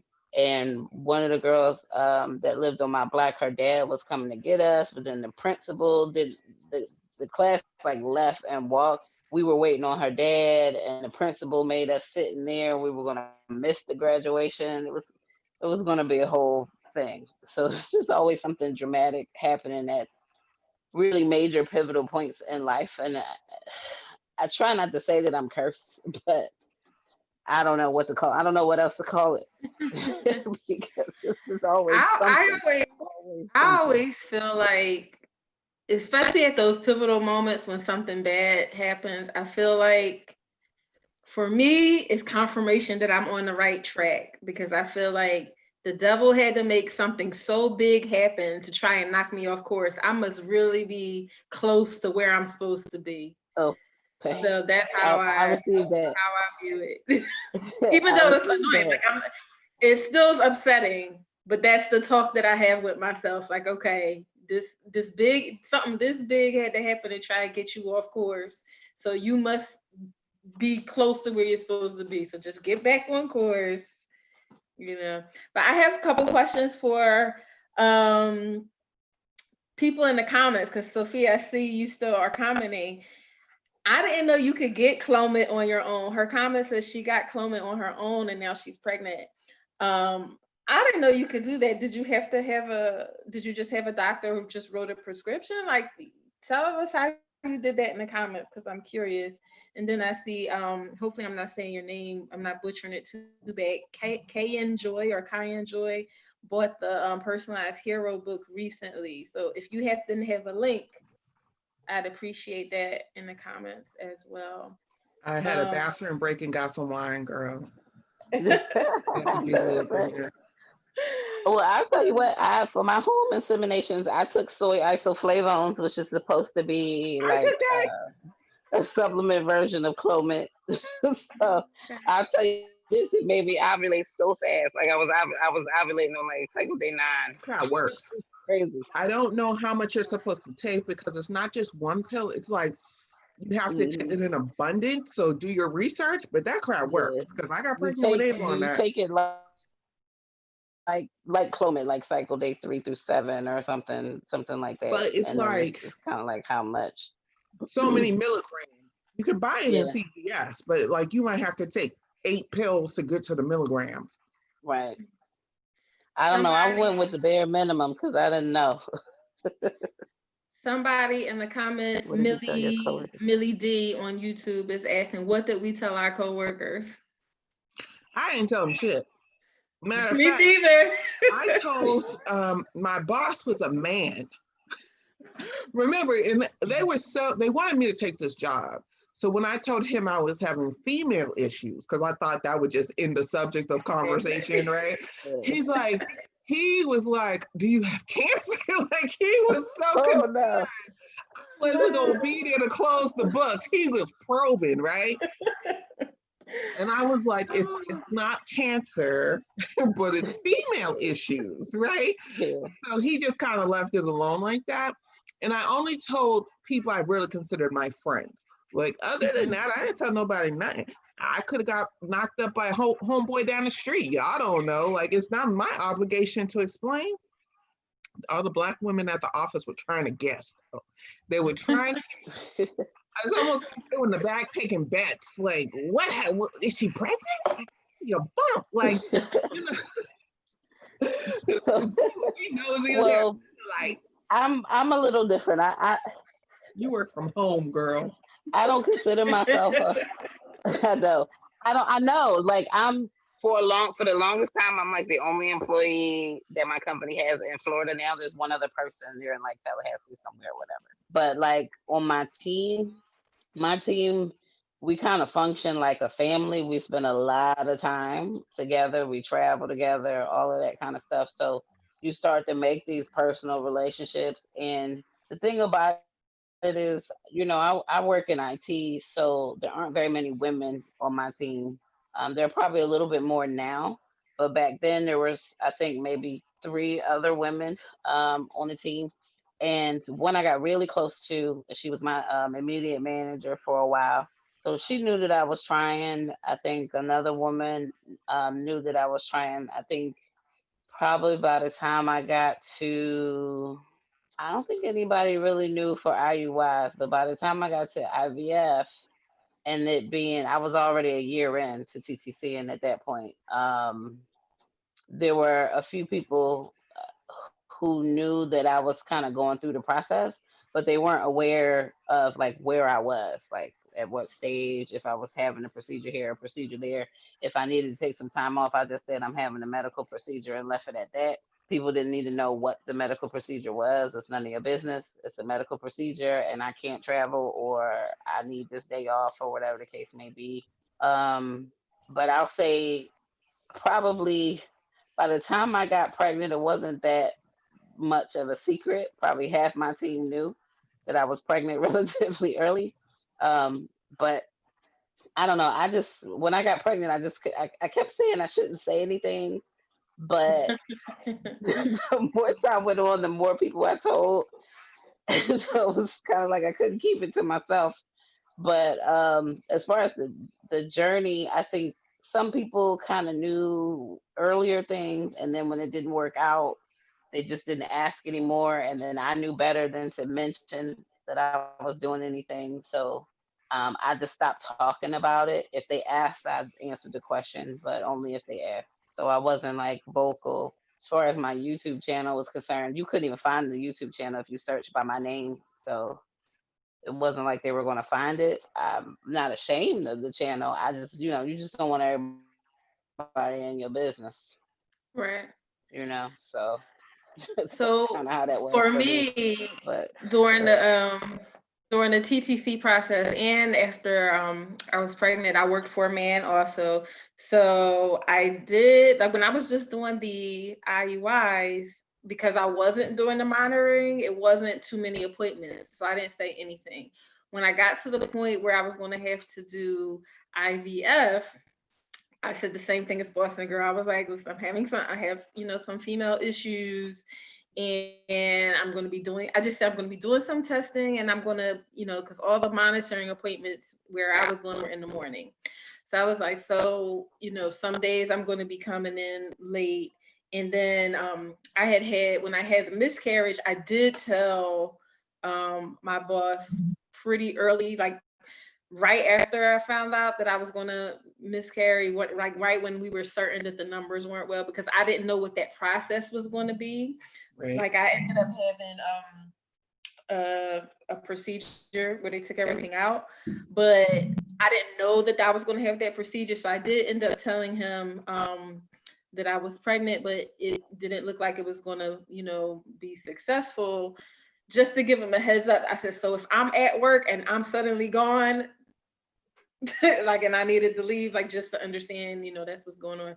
So fast forward months later, or maybe like a year later, I'm doing the IVF. I just said, oh, I'm having some female issues and I'm going to be doing some testing. So I'm going to be coming in late on different days. So I can give you a heads up. And I was like, want me to bring in a note? But as soon as I said female issues, he was like, okay. He just wanted me to stop talking. Right. End of subject. And when I got pregnant, I didn't say anything at work for a few weeks, but then I was asked to travel, and I normally don't travel. And we were going to do this trip. We would have to do a lot of walking and different things like that. So when it was first presented to me, I said, well, I think I'll be able to go. And then I said, but just a heads up, like, I am pregnant. So don't be walking me all around town. well, I knew it was going to be a lot of walking. So I said, I'm going to check with my doctors, make sure, everything's a go. And so I let him know. And then I was going with his boss. So I let her know just because we were traveling together in case I had any issues. But I ended up being fine.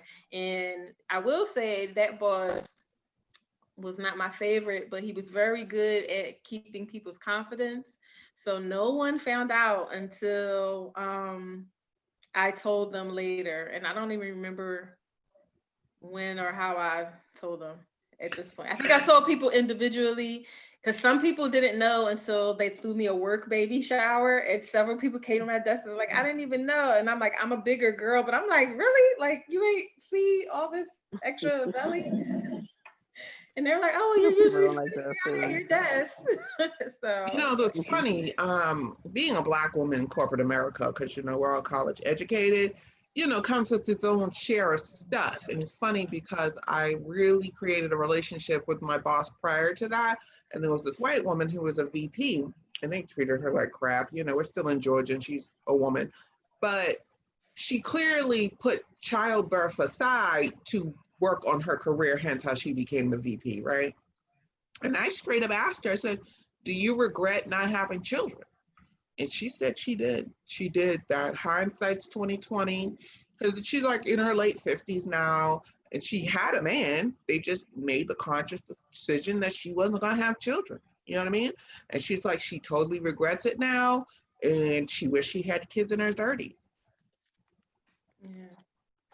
Yeah, I will say all my coworkers were very happy for me. And, despite me never talking about a boyfriend, a significant other, or husband, nobody really questioned, do you really think if you got knocked up by like a one-night stand, like, are you gonna tell the office like, well, I went to a club and brought somebody home and it was a oops situation, just to let you know, right. just to keep you in the loop. No man, and I'm pregnant. Some people are kind of bold. I had two people, I want to say of my whole experience, two people asked me who's the guy or and one was a family friend. She's like, oh, well, who's the guy? And I was like, I picked him from a catalog. And she was like, oh, okay. And then the only other person who asked was that same guy friend who asked, was it somebody specific or did I use a donor? And I said, I used a donor. He said, oh, okay. But he already knew that I was going there. So it's just, I don't know, but out of all of it, only two people who asked where the daddy came from. What was the worst response you got from someone you told? And I'll answer last. So, let me say one other thing about the other question and then I can answer. So I will say everybody in my job was pretty happy too. Some of my coworkers knew that I did the sperm donor and everything just because they're coworkers who also became friends. But I think other people know too, but no one has ever questioned me because I'm sure some people have probably found like my blog stuff, even though I'm very, very good with the block button on Facebook. Like I preemptively block almost everybody at work until I figure out if they're cool or not. And if I like them as a friend, and then I'll like unblock them. But I feel like a lot of people do know because of the supervisor that I have now. I worked for her in the past.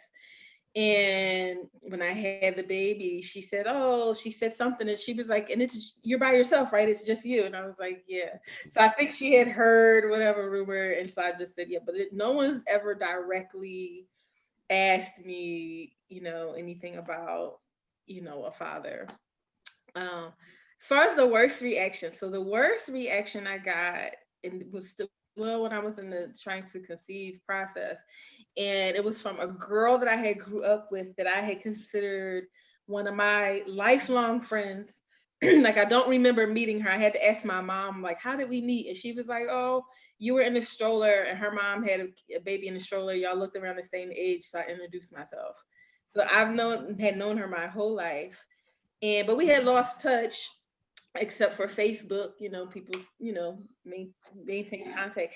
And she had saw some of my videos early on TTC, and had just start calling me, blowing up my phone.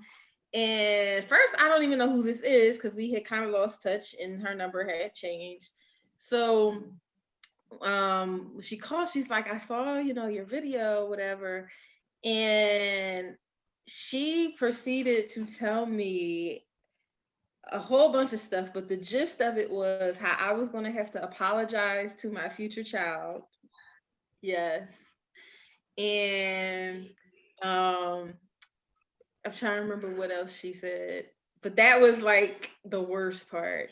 Wow. And then she had said something about because she was like a born again Christian, and she had said something about Sarah and Abraham, like not waiting on God. And the funny thing, so my brother is a pastor, and so when I told him, he had concerns, but his concerns were from a place of love. But he had also hit me with the Sarah, the Sarah thing. So when she said it, I did not have. I was like, "Oh no, I am not going down." But the conversation was so upsetting. Like, I was actually in tears by the end of the phone call because I was so caught off guard. And that was the last time we spoke. Um, and said I had to like block her off all my stuff. I said, because she's not a safe person to have in my kid's life. And didn't even have the kid yet. I said, because she was basically projecting her own issues, like her dad wasn't in the picture. And I explained to her, I said, "You're comparing things that aren't the same. In your situation, your dad made a choice to not be there. There's no abandonment here with my kid. He'll just, or she, I didn't know what it was going to be. They'll just be born out of love, and because I wanted them. There's no abandonment in that story. And they might feel however they're going to feel about being a donor. I can't, uh, help how they're going to feel about it, but they'll know they were wanted and loved, you know. So yeah, I had to remove her from my life. I said, because I said the only way they're gonna have an issue is if it's somebody in their ear making them feel like they should have issues. So I decided she wasn't a safe person to be in my life. So I've not heard or spoke to her since. All right, Tamika, you up. I really didn't have any bad reactions, at least not to my face. I mean, the probably the worst thing I got was, "Oh, I never knew anybody who did that before." That was pretty much it. I didn't get any. I think, to be honest, I'm the late bloomer in my family. I'm the youngest of six. Everybody's, got their kids. Being this late having kids, I think half my family probably thought I was lesbian because I wasn't bringing anybody around. It's been so long since I brought or even spoke about a man in my life. So they probably just wrote it off. And then other people have told me, "I can't really see you with kids." It's almost like that would just be so odd if you were pregnant. But then at the same time, they would say, "Oh, if you had a baby, it'd probably come out typing on a laptop."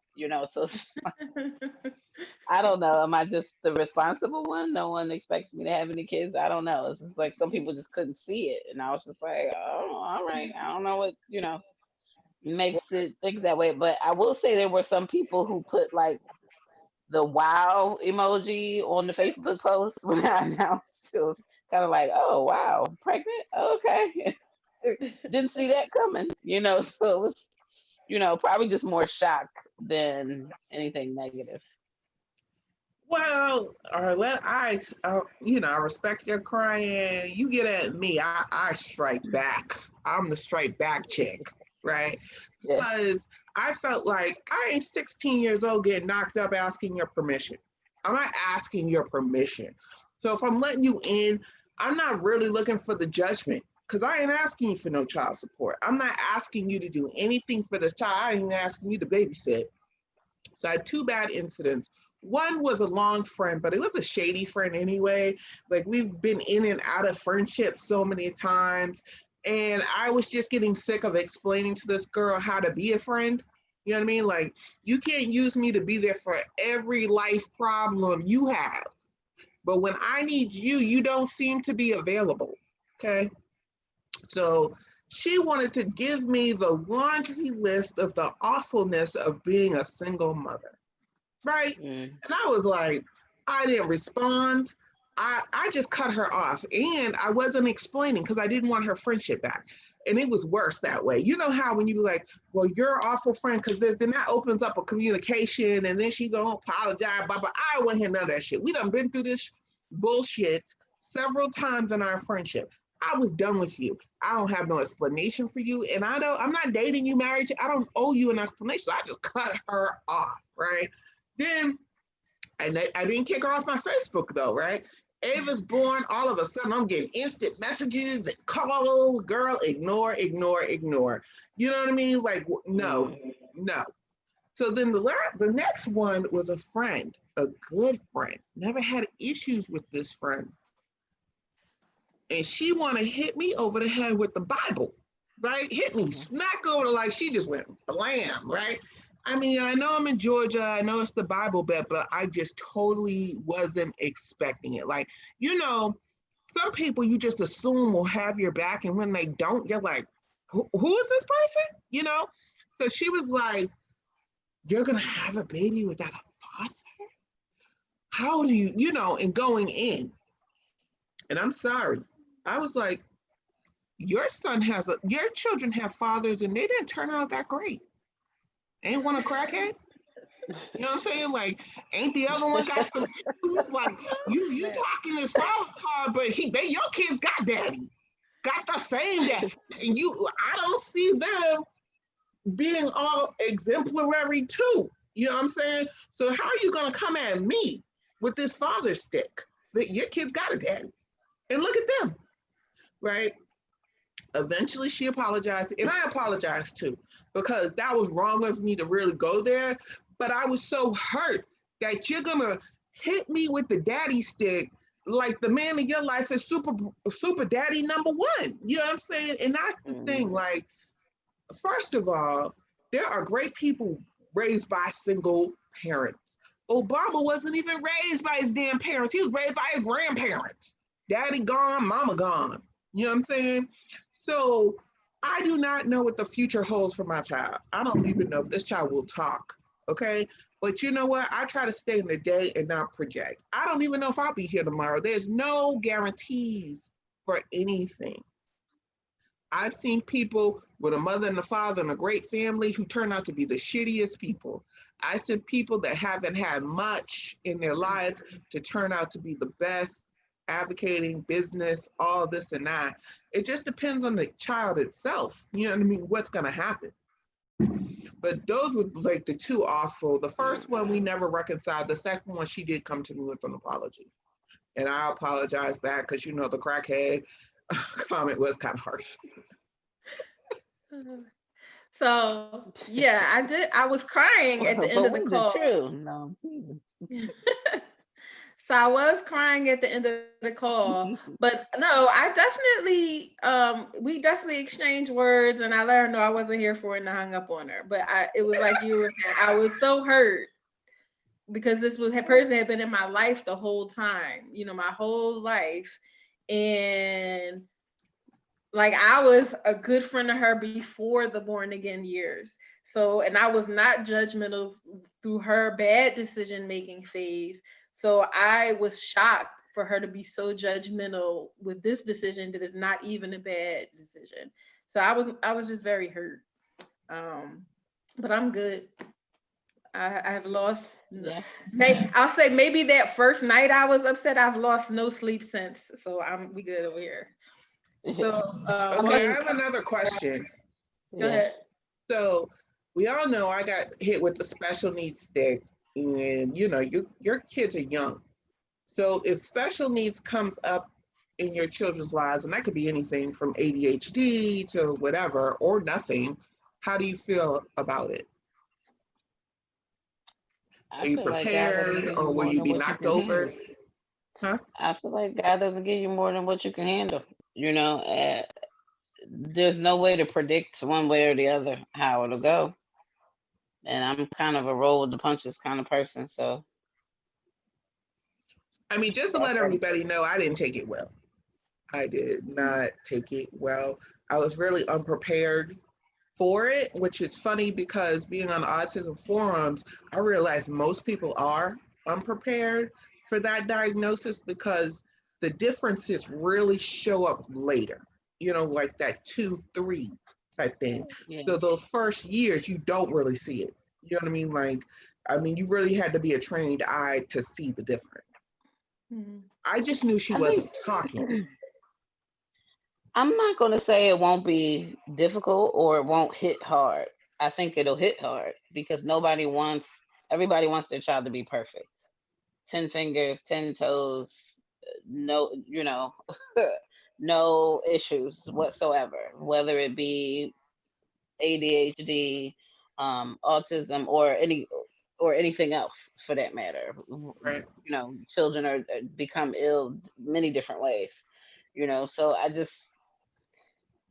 it's going to hit. I believe it's going to hit hard either way, but it's really not how you fall down; it's how you get up. I So agree. Arlette? Yeah, I mean, I think it's hard to know how you would react to something that's in the future, if at all, and will probably be shocking. So I really don't know how I would react, but um, I'll probably be doing a lot of research and trying to develop a support system and trying to make the best out of it. Because at the end of the day, the main thing isn't going to change. You want the best possible life for your kid. That Right. doesn't change, if they have a special need. When I didn't do any PGS testing on my embryos with the IVF. So when I was pregnant and because of my age, they offer you the genetic testing. And so I did the genetic testing. But my whole mindset was, if there's going to be an issue, the earlier I know, the better, so I can start to prepare. It was never like okay, let me find out if I need to turn kind of thing. It was never that way. It was just like, let me find out as soon as possible so I can be prepared.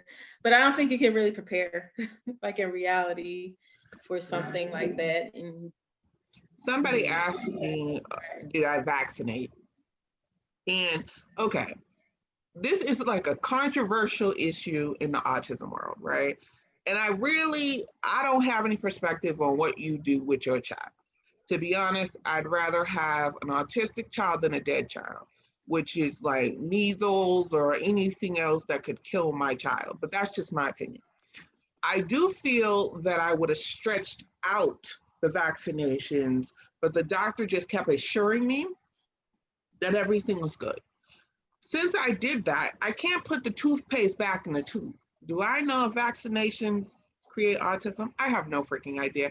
I don't really weigh in on either side of the argument. I can see how both could be possible, but to me, there's nothing I can do about it now. So I'm not going to get in that argument. You know what I mean? Like there's nothing to benefit me. I'm a big person of not telling other people what to do, right? You're grown, you make your own decisions. I don't tell you as an adult what to do. So if you want to vaccinate or you don't want to vaccinate, that is totally your choice. I might have made a different decision for Ava, not to not vaccinate. I do agree with vaccinations, but to stretch it out longer than I did, like the schedule, because she wasn't in daycare. So I could have did it without any issue. Because I didn't, I don't know if that has anything to do with her autism. I don't know if my neurological condition that I have that she has a 50% chance of getting has anything to do with her autism.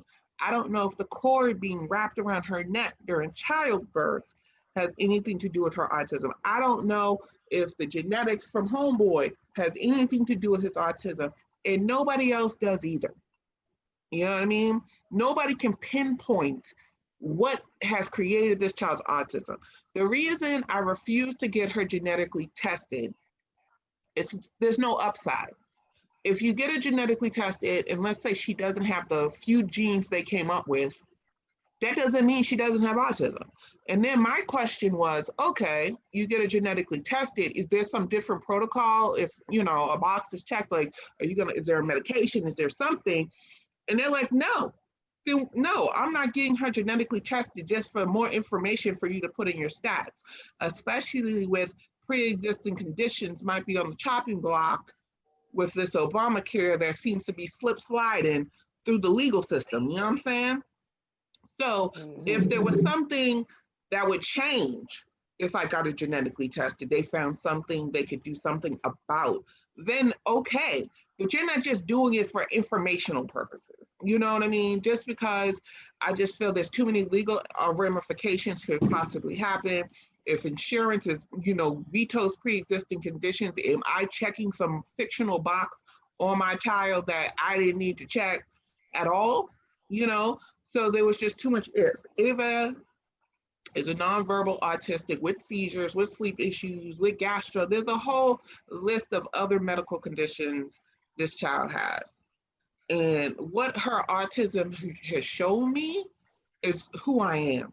Because, you know, I've had drama in my life, but I ain't had this kind of shit. You know what I mean? This has shown me that I'm the chick that's gonna step up to the plate and do what I need to do, whether that's cuss out doctors, cuss out insurance companies, go to the attorney general about schools and discrimination for disabilities. I'm just that chick. Did I realize I was that chick before now? No, because I didn't have to be. I didn't have to be. But I didn't have this child on a oops. This child is not a burden. You know what I mean? This child is my life. You know what I mean? And it's not, I want to, you know, not spend time with her. I want, like, you know, one of the questions was dating. And as a special needs parent or as a parent of a child that's a female that doesn't talk, I'm really sketchy about the whole dating thing, right? You know, if someone messes with her, she can't even verbalize what's going on. So I'm very conscious of that because I was molested as a child too. And I didn't say shit and I could fully talk. You know what I'm saying? Like I didn't, so it just really creeps in me. But you know, not having a man is not the travesty of my life. You know what I mean? Like some women have to have a man. They have, I mean, I love my cousin, but I used to say she was rotating the trash. She'd find one, and then the next one is exactly the same with a different name, but the same bullshit. You know what I'm saying? And I'm like, I'd rather be alone. I'd rather be alone. And I'm okay alone too. That's the thing. I want a man, but I don't need him. I don't need him. I want him, but I don't need him. So that's why I don't need a placeholder of a man to not be alone, you know? So if I have to, like the whole internet game has changed. Back in the day, you get to know each other. Now they're like, can we meet? Let's meet for coffee. Let's meet for this. And I'm like, can I talk to you on the phone?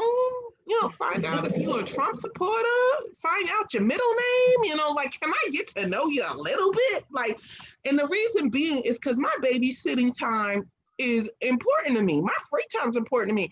I'm not, and I would get a babysitter if I liked you, but I don't even know if I like you. So I have to like you to set up a babysitting time to meet you. Now, if you can't take the time to get to know me on the phone that's free, then you're not the man I want anyway. Because you're not taking the time to get to know me. Just in general, you know, ask me some questions. See if we on the same page. Because maybe we are on two totally different pages. Why am I wasting my time to meet you? Why? But go on. So I'm gonna combine two of the questions that we got. So one was related to what kind of support systems do we have? And I'm going to combine that with someone was asking, and how are we doing during the pandemic? Yeah. I'll go first. The only support system I have is the one I pay for. Okay. So it's just me and baby G, unless I pay for somebody else to come in. I mean, my niece is here, but she lives a half hour away, so that's not convenient. Um, I know my neighbor has offered, but she's got a lot going on at her house, and I don't know. I have trust issues. It is what it is. I'm also not accustomed to asking for help. It's something I'm trying to get past because as a single mom, if somebody's offering, you really need to say yes, right? Instead of saying no, I'm all right. That's usually my default answer. No, I'm all right. But I'm getting used to accepting help when it's offered. But in general, nope, ain't nothing unless I pay for 'em. So, And how are you mhm. doing during the pandemic? I'm fine. I'm a hermit anyway. I work from home. I mean, most of the pandemic, I was still on leave. Um, I'm perfectly fine sitting on my couch doing nothing. Unfortunately, baby G is not that way. He got cabin fever. So if I didn't take him out every few days, he was horrible to deal with inside the house. He just get bored. So Mm. I started taking him out for walks. That got better. So now I am back to work. I've been back to work for a full 4 weeks now. He's in care. He's been in care for a full 3 weeks. He's rather indifferent about being going to the sitter or private daycare, whatever you want to call it. And I get to focus on work instead of over here, over here, over here. I mean, I multitask for a living, so I could do it, but it's really difficult for me to focus on a longer time task while he's here. So I am glad for him to go to a sitter so that I can work with more focus. But other than that, doing just fine. I mean, even though things are opening back up, we pretty much still quarantined up in here. We don't go nowhere because mama don't go nowhere. So, So my support system, for the most part, is me. So my niece lives here, but my niece didn't move in with me to help me with my baby. Like my niece moved in with me so I could help her as her aunt. You know what I'm saying? So it's good that she's here, and I love that my son loves her, and like seeing them together is nice. But she's 19, 20. She sleep when I'm woke and awake when I'm asleep. But she, can keep an eye on him from here to there. Or if I just really need to, or if I just really want to go to the bathroom by myself, I can say, and she's up like, here, let him stay here with you for a few minutes, kind of thing. Or ahead of time, sometimes I'll ask her to watch him if I have something planned. And my other support system is her sister, who I pay to babysit when we're not in a pandemic. She will watch him 2 Saturdays a month. And that's been about a year that's been a great help because like you were saying, the whole asking for help thing, yeah, that's a challenge for me too. I feel like that's probably going to be a challenge for a lot of single moms by choice. I think that's probably something a lot of us have in common, used to just being independent and doing our own thing.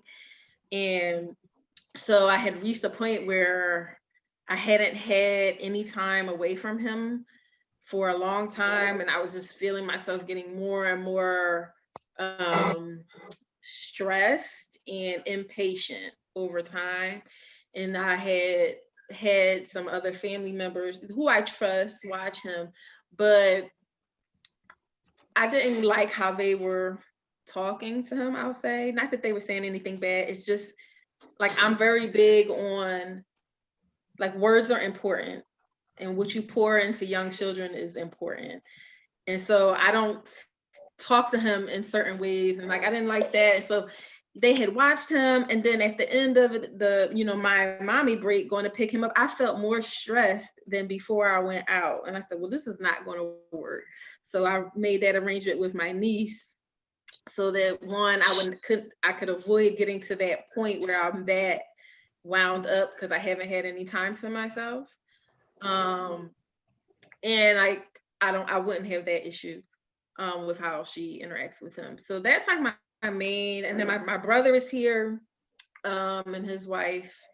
And so they're the only people who've ever watched. They watched him overnight for New Year's Eve. Was the first time I didn't have my child in my house for, like, I don't know, I don't think I made it 24 hours, but like, he slept somewhere else for the first time ever, and that was at my brother's house. So that was a big deal, but it was good. So they're definitely in a support system. But in terms of the day-to-day, like, it's just me. And like Boston Girl was mentioning, like, my mom passing away. So initially, you know, I imagined my mom being here with me, but my mom was already sick. Like, my mom had cancer. So it was already in my mind. I wasn't planning for her to be doing any heavy lifting, so to speak. But like, I imagine her being able to, like, oh, let me run to the bathroom, you sit here, play with him, or I can run to the store real quick, kind of that sort of thing. So, you know, her absence is definitely noticed daily for me. But I was already kind of planning to do everything myself anyway, for the most part. Now, I will say I did plan certain things, like I have daycare at my job. So like, he goes to work when I go to work, comes home when I come home, and he can be at daycare even if I'm off. So if I take a day off, I can still take him to daycare and do what I need to do. Or back when I used to work a flexible schedule where I worked 4 days a week, he still went to daycare that 5th day. So that is a huge part of my support system. So during the pandemic, it has been rough for me because I'm working from home, and that's like, I have worked from home before, but working from home with him here is not my normal. And he is 2 and running around and into everything. So, you know, I'm trying to do a conference call, and he's touching a cord, which he knows he's not supposed to, because he wants my attention because I'm on the conference call. So it's been a huge challenge. I have gotten into a better rhythm than in the beginning, because I know some people probably saw I did the good, bad, and ugly. It would say that this pandemic is the ugly side of being a single mom by choice. It has gotten better because for a while I was just crying. Like, at the end of every day, like, I was just be like, because you feel like you're failing at both jobs. Like, I felt like I wasn't doing good in my job, and I'm in a new position. And then I'm also not being good as a mom, because he's just here all day bored or watching too much TV, too much screen time, like all this stuff. So I still feel like I'm not, you know, being able to do either motherhood or employee ideally. But I had to let go of some of my expectations in this pandemic, and I'm used to being like a type A overachiever, and it's just not possible. It's unrealistic to expect the same kind of work output when you're home with a toddler. So it's definitely been a challenge, and they're starting to open up stuff here too in Philly. They put us to what they call us, like a yellow. They're doing like a red, yellow, green thing. They moved us to yellow, but it doesn't make sense to me, because when I looked at the city website a few days ago, it still said we high risk. So how is we yellow? But I think it's just because they want people to be able to work and make money, which I get and respect. But we're gonna be in this house for as long as possible. And, eventually the daycare where I work will open. But I'm not, like, on the one hand, like, I can't wait because then like life can go back to some kind of normalcy and be easier. But then on the other hand, there's going to be a lot of worry that comes with that because 2-year-olds cannot social distance. So I'm not in a rush to have that worry. So for me, my total support system is my mom and my father a little bit. My father lives in the South Shore of Massachusetts. And at first he said he would babysit when she was potty trained. Well, that ain't totally happened. So he got over that. But he basically will only do a Saturday, and I just drop her off in the morning. I might go to the movies. I was finding any way to have some adult time by myself. If that's sitting in a movie by myself for 2 hours, that was fine too. I didn't care if anybody was with me. I just needed some time away. I'll go shopping and pick her up. So my father literally only have her, let's say, 6 hours tops. My mom, we live together, so it was really conducive for her to be my child care because the money influx on her end, meaning she didn't have to work anymore. You know what I mean? Because, when senior citizens are on Social Security and all that, like, her money isn't what it used to be. So my money definitely makes a difference to her quality of living, right? And then her doing my daycare makes a difference because Ava is special needs. So let's talk how much daycare costs. Let's talk how much special needs daycare costs. Like, that is just probably 10 times worse. But my mother had signed on for this because this is literally her only grandchild from the beginning. The difference is, because Ava was in an autism center literally 40 hours a week, she was not getting her that much. She'd put her on the transportation, she'd be at school all day, and then she might have her an hour before I get home. So it's not like she literally had her all day. And it can be kind of frustrating with a child like with autism. It's not a child you can reason with per se, especially with her being nonverbal. So, you can be a little short-tempered, and sometimes I see my mother getting short-tempered. Now, in the grand scheme of things, if it was a favorite, my mother is Ava's favorite. I'm not the favorite. I'm like the second fiddle, right? My mother will give her whatever she wants. I try to cut off the juice because, we're trying to wake up dry. You know what I'm saying? My mother's like, oh, give her some. She might be thirsty. And Ava knows who to go to get what she wants or needs or whatever. Very smart. So the pandemic, it's been a damn shit show because essentially my job is not necessarily a work from home job. Before the pandemic, about 3 months before the pandemic, I had automated my job to the point that I could work from home, but they had no intention of letting me work from home, right?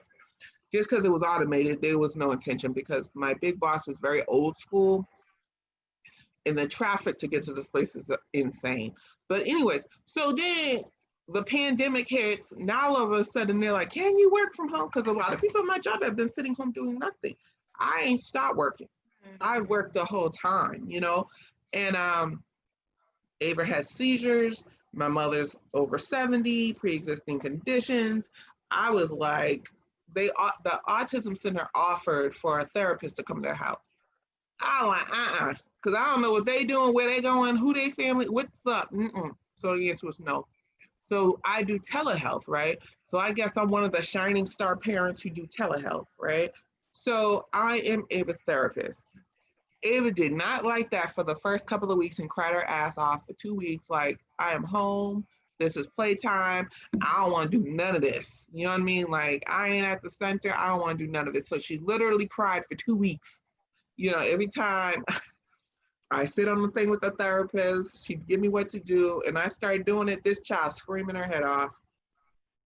Now we're finally in a rhythm because my big thing wasn't educating, it was regression. Like, I didn't want her to regress these skills that she's gotten up to this point, So they be bragging about my ass, like, to people like, oh, I'm doing a good job, which makes me feel good. And it also helps me being a parent that's not a stay-at-home mom. It was hard for me to understand how they taught her, you know what I mean? But now being the teacher, I'm connecting the dots to how she learns things that I didn't know before. You know what I mean? I wasn't there. I didn't know before. I'd be in parent training and they showed me what she could do, but I didn't know how they got there. You know what I mean? So with my job, they're opening up slowly. HR done asked, can you work from home? I'm like, yes. You know what I mean? And I said, I haven't, there's people at my job who literally have not worked but been collecting a check this whole time. I am not one of those people. I cannot wait for this damn autism center to open up. I know the risk, but I just can't wait to drop my child's ass off. I love her, don't get me wrong, but I just can't wait to drop her off and not have to do my job and keep her entertained. Like, because the ABA therapist was like, well, don't give her the tablet. I said, she gets whatever she wants up until the point until I'm off that clock. She gets TV, she gets juice, she get 2 different tablets, she get whatever she wants because I have to work. You know what I mean? Like, I can't be juggling all this. So if the TV, 2 tablets, whatever keeps her entertained for 8 hours, hey, have at it. you know. And then we're gonna work on stuff once the clock is off because I'm a single mother by choice. I ain't sitting over here with no man's paycheck. I have to do what I need to do to bring money into this house or health insurance because Ava depends a lot on health insurance that I have. You know what I mean? Right. The funny thing is, my autism center doesn't take the state health insurance. They'll take it to pay copays, but they won't take it. So the point that I do not have health insurance, she cannot go to that autism center. So there's a lot to take in. There's a lot to think about. You know what I mean? And I'm thankful that I can do my job from home. My boss already said for year end, I might need to come in a couple days. I already let her know, you need to let me know ahead of time.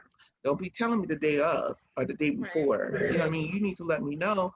And granted, my mother can watch her, but that's not her primary duty. You know what I'm saying? Like, so my boss was like, well, can't your mother do that? I said, my mother is not my babysitter. And, essentially she is, but she ain't you can't control. I said, no, child care issues. The governor said it, child care issues. No, don't be manipulating my mama's time. Like, look, I need to have a discussion with her about what she gonna do. And that ain't got nothing to do with what you want her to do. So, Boston Girl, you touched on it a little bit. There's a couple of questions we got ahead of time, and then there's also one we got now that's asking about dating. So the person on YouTube says, what does dating look like now? Do you feel like the pressure is off since you already have a child in regards to dating for a baby dad? Then they said they feel like it would be a relief, but maybe they're being naive. Who wants to go first? Tamika? Uh, because I'm the date my TTC girl.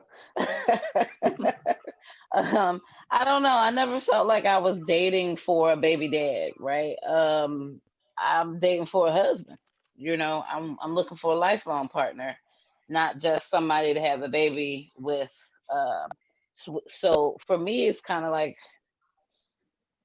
the tagline of my channel, right? Because being a mom is more important than being a wife.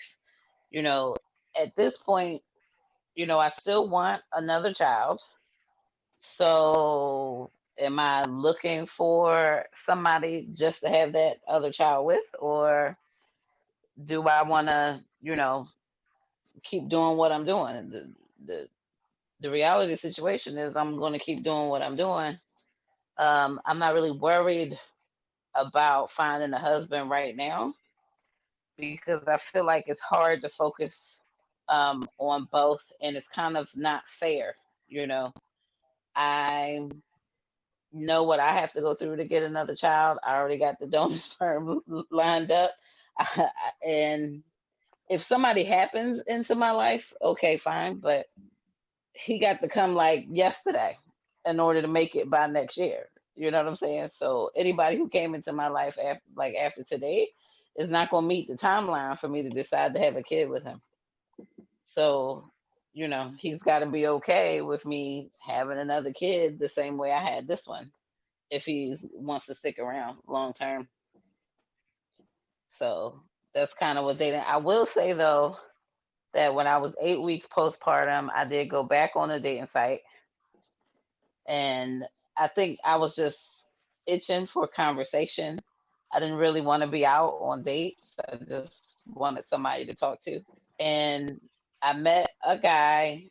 I wasn't particularly fond of him, but I didn't mind holding conversation with him. And he kept asking me, even though he knew I had an 8-week-old baby, because he could hear him in the background. He kept asking, "Well, so when can we go out? When can we go out?" And the more he asked, the more turned off I got, because it's like I don't really want to call in a babysitter. I Like don't know you. that I like you like that. So, and at the end of it, it was just I just had to tell him, I don't think I really thought this through. Like I don't think I'm ready. And in all actuality, I really just wanted somebody to talk to. I didn't want to be going out. I just wanted to talk to somebody. But it's not fair, to the men to say I just want to talk to you. I don't want to do anything else. So after I told him I didn't think it through, I'm not really ready for this, then I dismissed myself from the dating site at that point. So, haven't gone back since. So I've just dipped my toe back into dating a little bit. I joined a dating site and have been talking to someone on there just as friends. But my son is 2, and like I only just recently felt like, okay, I think I can kind of see what it's like. But I definitely have a lot of caution and some trust issues and whatnot myself. Like this person that I've been chatting with just as friends, I've not even started to tell him anything about this journey, this aspect of my life. So I mean, he knows I have a kid, but so we'll see what happens with that. But I only just recently felt like I was ready to even seriously entertain the idea of dating anyone. I will say, I don't think that you're naive. I personally feel like a weight is lifted now that I have my son, because my desire to be a mom was so strong for so long. It was definitely impacting my dating prior. And I think I was either doing one of two things: rushing to judge someone if they were going to be able to be my husband too quick, because I was feeling like that time clock, like I gotta know sick soon, because if they're not the one, I gotta move on because I need to have this kid. And I don't know if I know I didn't mention it tonight, but I don't remember if I mentioned it previously. My mom had fertility issues and she had trouble staying pregnant. So I was very aware that you don't have forever to have a baby. Like I've always known that. So it was definitely impacting my dating as I got to like late 20s. Now I'm in the 30s. Now I'm getting closer to the mid 30s. I was definitely rushing to judge men probably sooner than I should have if they were going to be able to be my husband. And then I was staying, I think, in situations too long, trying to make something work that clearly wasn't, because I so badly wanted something to work so that I could be a mom. So I definitely feel like a weight has been lifted because I don't feel that time crunch, because, you can get married at any age. Though I will say, whenever my friends like send me something where it's like an older couple getting married, like people in their 80s and 90s, and I'm like, oh, that's cute. And then I'm like, God, please don't let that be me. Like, please don't make me wait till I'm 80.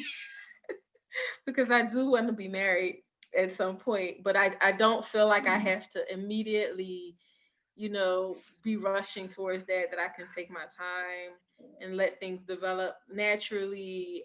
And I don't have to stick around in something that doesn't seem right, hoping that it can get right. So it definitely has been a weight lifted for me in terms of dating. But like I said, I barely didn't dip my toe.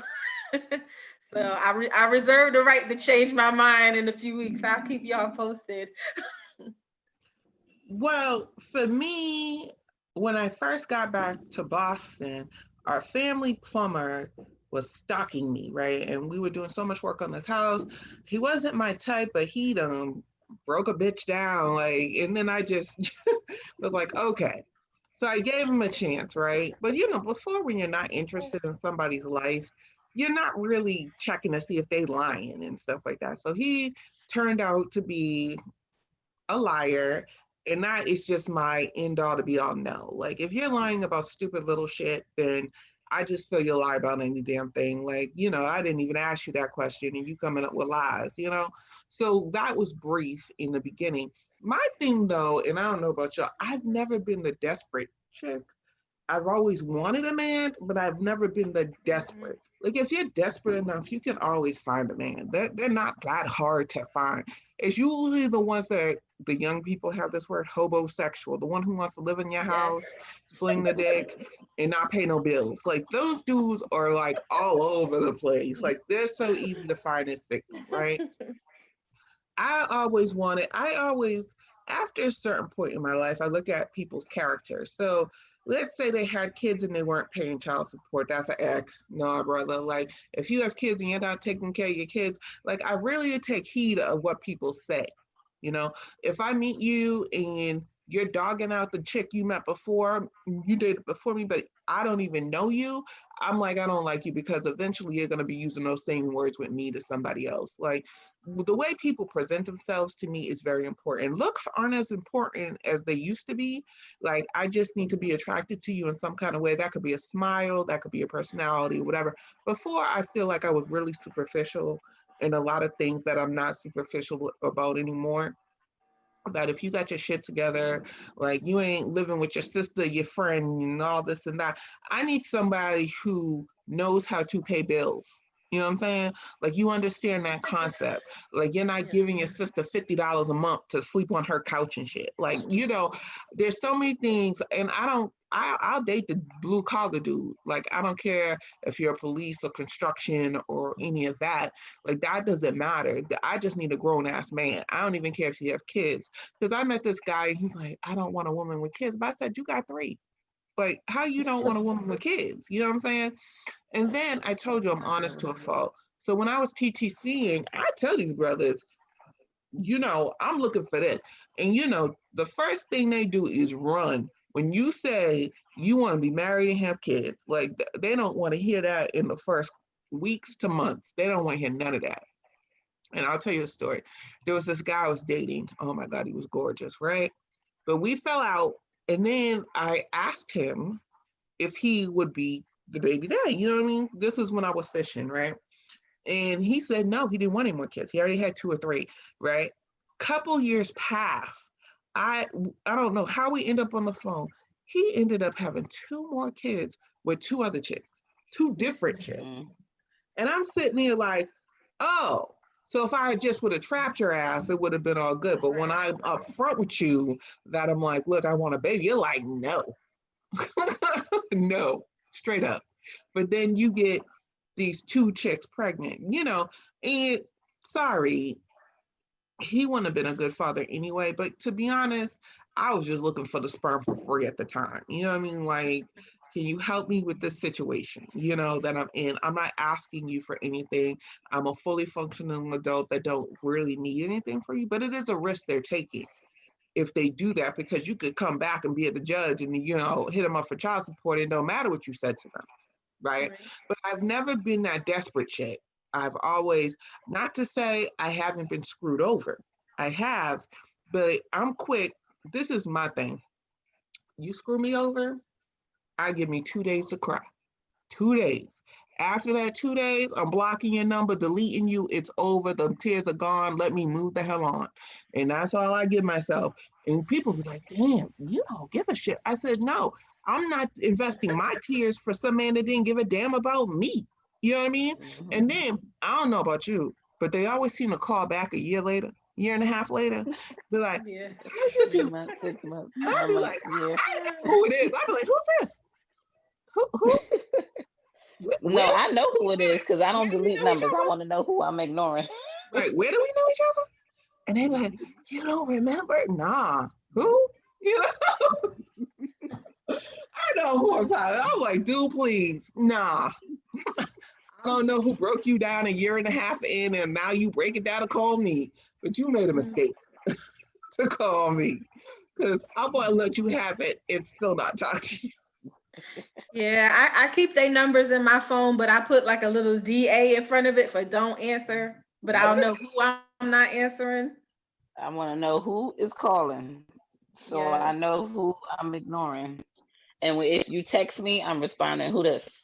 Always, Even though I always. know who you And are. I had this one dude that was so insulted that I supposedly didn't remember who he was. And I'm like, well, what do you expect if you calling somebody, what, a year or two later? Am I supposed to remember you? You weren't that memorable. Oh, well, he thought he Sorry, was. right?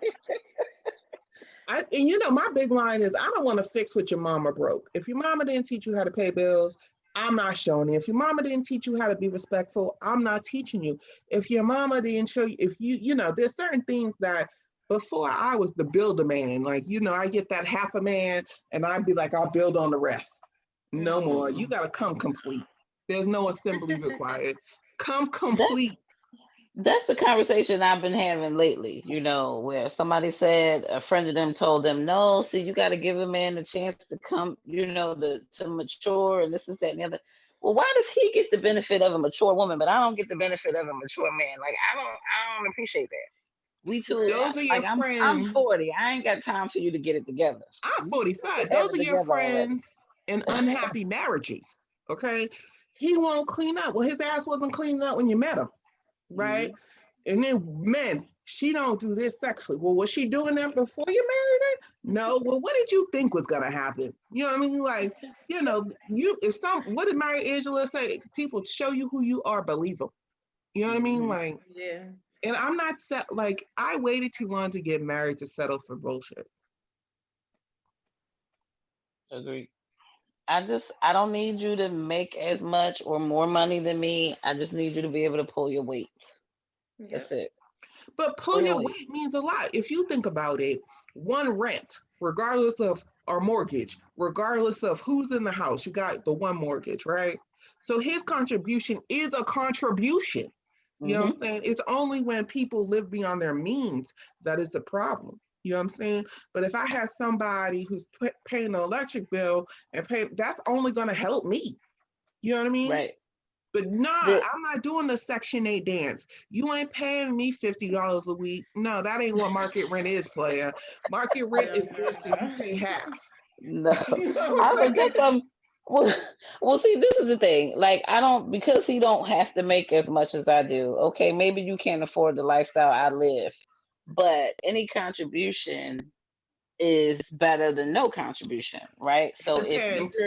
It if depends. where well, hold Because on.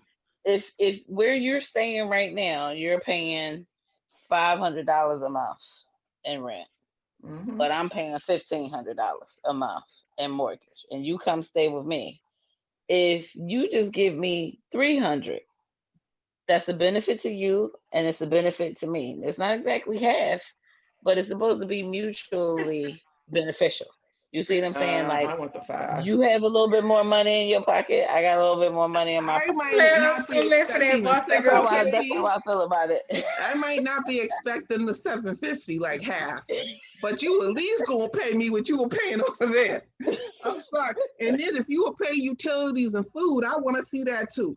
Because you're not living for Yeah. free. And there's just too many situations where us as Black women make those sacrifices to take care of a man and give him that leeway, right?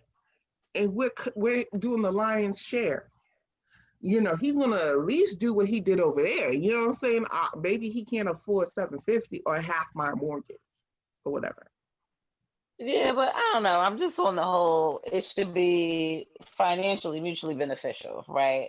Is it really fair for me to benefit from you coming over here, but you get no benefit of sharing the expenses because you're paying the same No thing you're benefit. paying over No here? Huh? benefit.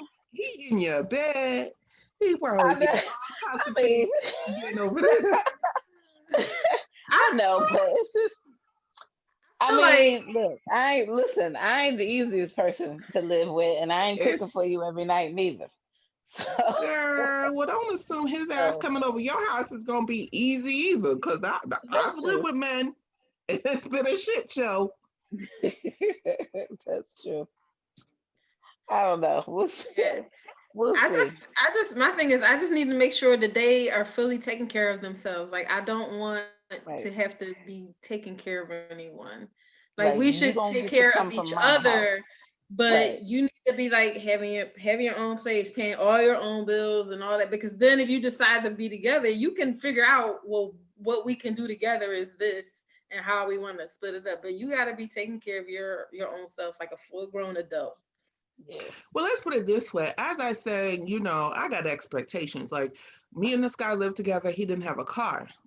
A, I'm not your cab. And B, Mhm. you can't drive my car. Nope. Sorry. Even if it's sitting out there all day, That's I don't another care. thing, making too many concessions. Your license messed up. You ain't driving my car. I'm sorry. Get over it. My cousin letting people drive her car with license messed up, getting an accident. I'm like, y'all crazy. Y'all are cray-cray, because I'm not doing it. And if that's a problem and you need to leave my black ass because I won't do it, bye-bye. Bye-bye. I remember I told him, I don't sign car loans. He's like, I wasn't asking. I said, good, because I ain't co-signing shit, because that car will be here longer than your ass. No, ain't co-signing shit. That's true. Right. But But asked me to people put his know who they vehicle on can my mess with. registration. He Huh? wanted me to register his vehicle. Some dude I met on the dating site was like, "Yeah, can you register my vehicle?" Where? No. But this is after you told me how you had some woman get you this vehicle, register it, and then you fled from New Jersey all the way down here. So you done told me that first, and now you want to ask me to register? Like, nah, buddy. Oh my gosh. Bitch detective, okay? I re-ask the same questions that be on that dating site and see if you come up with the same damn answers. I remember this dude told me he only had 2 kids, right? Then I see pictures with a 3rd kid, right? And I said, well, who's that? Oh, that's my daughter. I said, I thought you said you had 2 kids. Oh, well, she's grown and I don't count her. I said, dude, I'm in my 30s and my mom still count me. So I don't know what the hell you talking about. I said, that sounds like a lie. Okay. But I don't think this conversation needs to go further. Wow. Like the dude on 90 Day Fiance told the girl he only had 3 kids. Come to find out he had 5. She didn't find out he got to the States. She said, "Oh, that's too many women. 5 with 5 different women." And let's put it this way, because I've been in Atlanta. I've been in Atlanta where these women expect these men to pay their bills. I am not on that tip, because when they pay your bills, they expect to tell your ass what the hell to do, when to do, and how to do, right? And I found out that coming from Boston was very racist and very blue collar. When you get to Atlanta, these are Black men with some money, right? And they expect you to lay down like a slave because they have some damn money. And I'm just not that type of chick. So you can keep your money. I can pay my own bills. I ain't homeless. I ain't looking for you to do anything for me. But if you jump on the scene, because the guy I live with no car, he made considerably less money than me.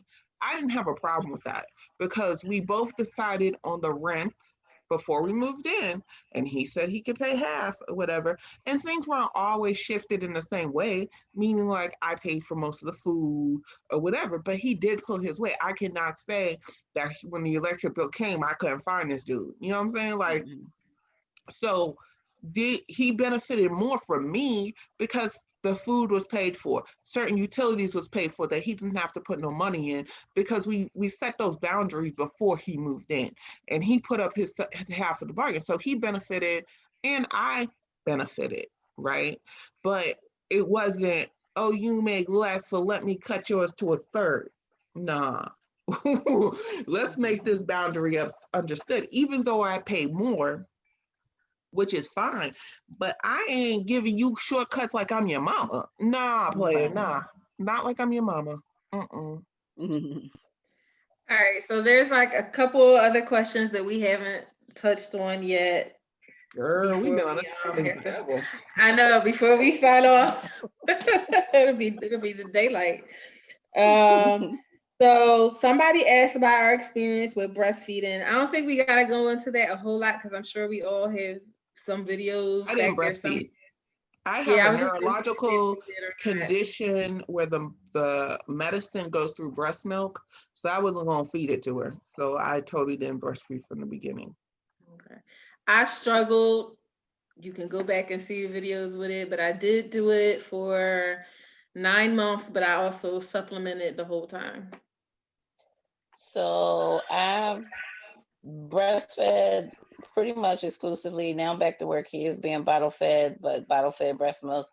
However, I have had my cycle since 11 weeks postpartum, and with those cycles comes a severe dip in my breast milk right before the cycle starts due to the progesterone generation. So I've had to supplement him with frozen milk. And since this has been going on for about 6 months now, I've completely depleted all stash. And so now, what I've decided to do for the sake of my own sanity is to supplement him with formula a little bit until I can either get my supply to catch up with his higher appetite since going to daycare and build a more comfortable stash. So he'll be supplemented with Girl, formula. baby G is hanging in. What is Yeah. up? What is this baby going to sleep? Yeah, he's been up and down the whole That time. little But nap. this little quiet, this is him. This is sleepy for him. His eyes are open, but this is sleepy because he's quiet and not wiggling, so he He could go to blinking, sleep right girl. there. He blinking. Hmm. The people, Give him the a. people in the comments said they had saw his little fake nap a little while ago. I know. He went down for a little bit. I know. It's like when he's disturbed, it's like it's crazy. So I kind of have to get him down and then not disturb him and to get him to stay down. Mhm. So So I think it if was Sophia had asked in the YouTube comments about what supplements we recommend. So y'all already mentioned the one that's kind of like Clomid. What was that again? If you're oh, let's older, see, I advise DHEA. Look that up and look up COQ10 because that's for both of those are for egg quality. So If I you're was going to older, say the COQ10, but you want to look for the one that says ubiquinol because there's Mhm. two of them, and the ubiquinol is the better quality one. and I the took I would the say DHEA, and yeah, both you and I can took get in the Walgreens. DHEA. one caveat on DHEA: get your DHEA levels checked Yeah, before you take it because too much DHEA will hurt you yeah, I Right. if had you're to. It unsure of also whether has you're side deficient effects, in it. acne. Mhm. I had Mhm. I acne. Yeah, I I think personally I had a never little took. acne too. Yeah, I personally never took DHEA, but I took a plethora. So the ubiquinol, CoQ10, magnesium helped. I would say the ones that I like the most. I can't say whether they really helped, but myo-inositol, um, NAC, magnesium. I was already taking, and they wanted me to keep taking that during pregnancy. If you're unsure about your MTHFR status, you want methylated folate versus folic acid. So you can get a prenatal with that, or you can get that separately. I also took a whole bunch. I do have a video where I kind of go through all of the plethora of things and what they were for. A lot of them are have benefits for people with PCOS or insulin resistance, which I do have an insulin resistance. But I was focusing on mitochondrial health to help with egg quality. So that's where a lot of my supplements were coming in. So I can Oh, I wanted in the just to say comments. also make sure your vitamin D, especially people of color, are often deficient. So when I first got tested, I was deficient. They had me taking some crazy amount of vitamin D. It was just a normal vitamin D over the counter, like that you get in the store. But they had me taking like 2 and 3 times, what it says on the bottle because I was deficient. So vitamin D as well. Yep. Sorry, I had Yeah. to turn off my light. It's waking Ava up. I don't need her to wake up. We don't want to do that. Let's see. Well, another question. This one was from Delight 1913. What has shocked us the most or been the most unexpected about being a single mom? For me, it was my daughter's autism diagnosis that threw me over. it's funny that um, and it's funny, I have to join so many groups. Like, so I got my single mother by choice group, I got my YouTube group, and now I have my autism mommy group. Because I always feel like if you're in a situation, networking is the best. Networking with people in the same situation as you, and those women have helped me so much navigate systems and stuff from Massachusetts, because every state is different, what they offer, what they don't offer, what you can do. Just meeting a random person is how I even got an autism center. Talking to people is the way I got the insurance to pay for it. So I feel like whatever your boggle is, try to find people doing the same thing, same page as you. And that's hence why I started my YouTube channel or whatever. Well, the thing about her autism diagnosis, and if you're going to any autism forums, you don't know what to do next. You're just dumbfounded. You're just like, okay, I got the diagnosis. Now what? You know, like, what do you do next? And nobody really gives you that blueprint. Nobody tells you do 1, 2, 3, 4. It's almost like you got to figure it out for yourself. And it's just a hard road to figure it out for yourself when you're adjusting to getting the diagnosis in the first place, you know? So definitely the single mother by choice forum, which I think is now free because I got a lifetime free membership. I was paying for it. I don't know if y'all Yes. did too. Yep. They have a special needs section, and they have one that's private and one that's public, right? So clearly the people that are in the private one all have, their kids have special needs, right? And that has definitely been a great place to go because they're all single mother by choices with special needs children, because we are in a specific group, you know, that other people aren't in. I feel single mothers have similar issues that we have, but because we make that choice, we also could go through a series of regret for doing things because we made that choice. We weren't left with this baby. We made that choice. And sometimes people in the same situation can hear you more than people that are not. It's hard for me to talk to neurotypical parents sometimes because they give, I hate condescending answers. Don't condescend me. You know what I mean? And it, as you could see, I got one of those personalities that rub people the wrong way sometimes, right? So I remember I was going through TTC and had the miscarriage. And this girl I was friends with told me, well, maybe God doesn't want you to have a baby, Oh my right? God. So this is a chick who wanted a baby, wanted a man and a husband so damn bad, talked about it all the time. I mean, for years. And hold on, what? And I said to her, well, maybe God doesn't want you to have a husband, right? I said, if God don't want me to have a baby, how you know God wants you to have a husband, you know? And she's like, I said, don't condescend me. Don't tell me all your dreams and aspirations and then tell me God don't want me to have something. Like, Anyway, you know, I mean, I got the baby, she eventually got the husband, but see, I didn't begrudge her the husband. But Right. people begrudge you things because they don't want to deal with what's really going on. You know what I mean? I'm suffering a loss and you're not dealing with it. You're saying that my loss is justified because that's what God wants. And I was really disgusted. I mean, when somebody loses a parent from old age or illness, is that because God didn't want them to have a parent anymore? Like, come on. That's, I don't know. Some people just ask to be smacked. That's all I'm saying. They just Exactly. ask to be smacked. But So, because we stay out of jail, you know. Tamika, so what has shocked you or been the most unexpected being a single mom? Being a single mom, I don't know if I've been shocked yet.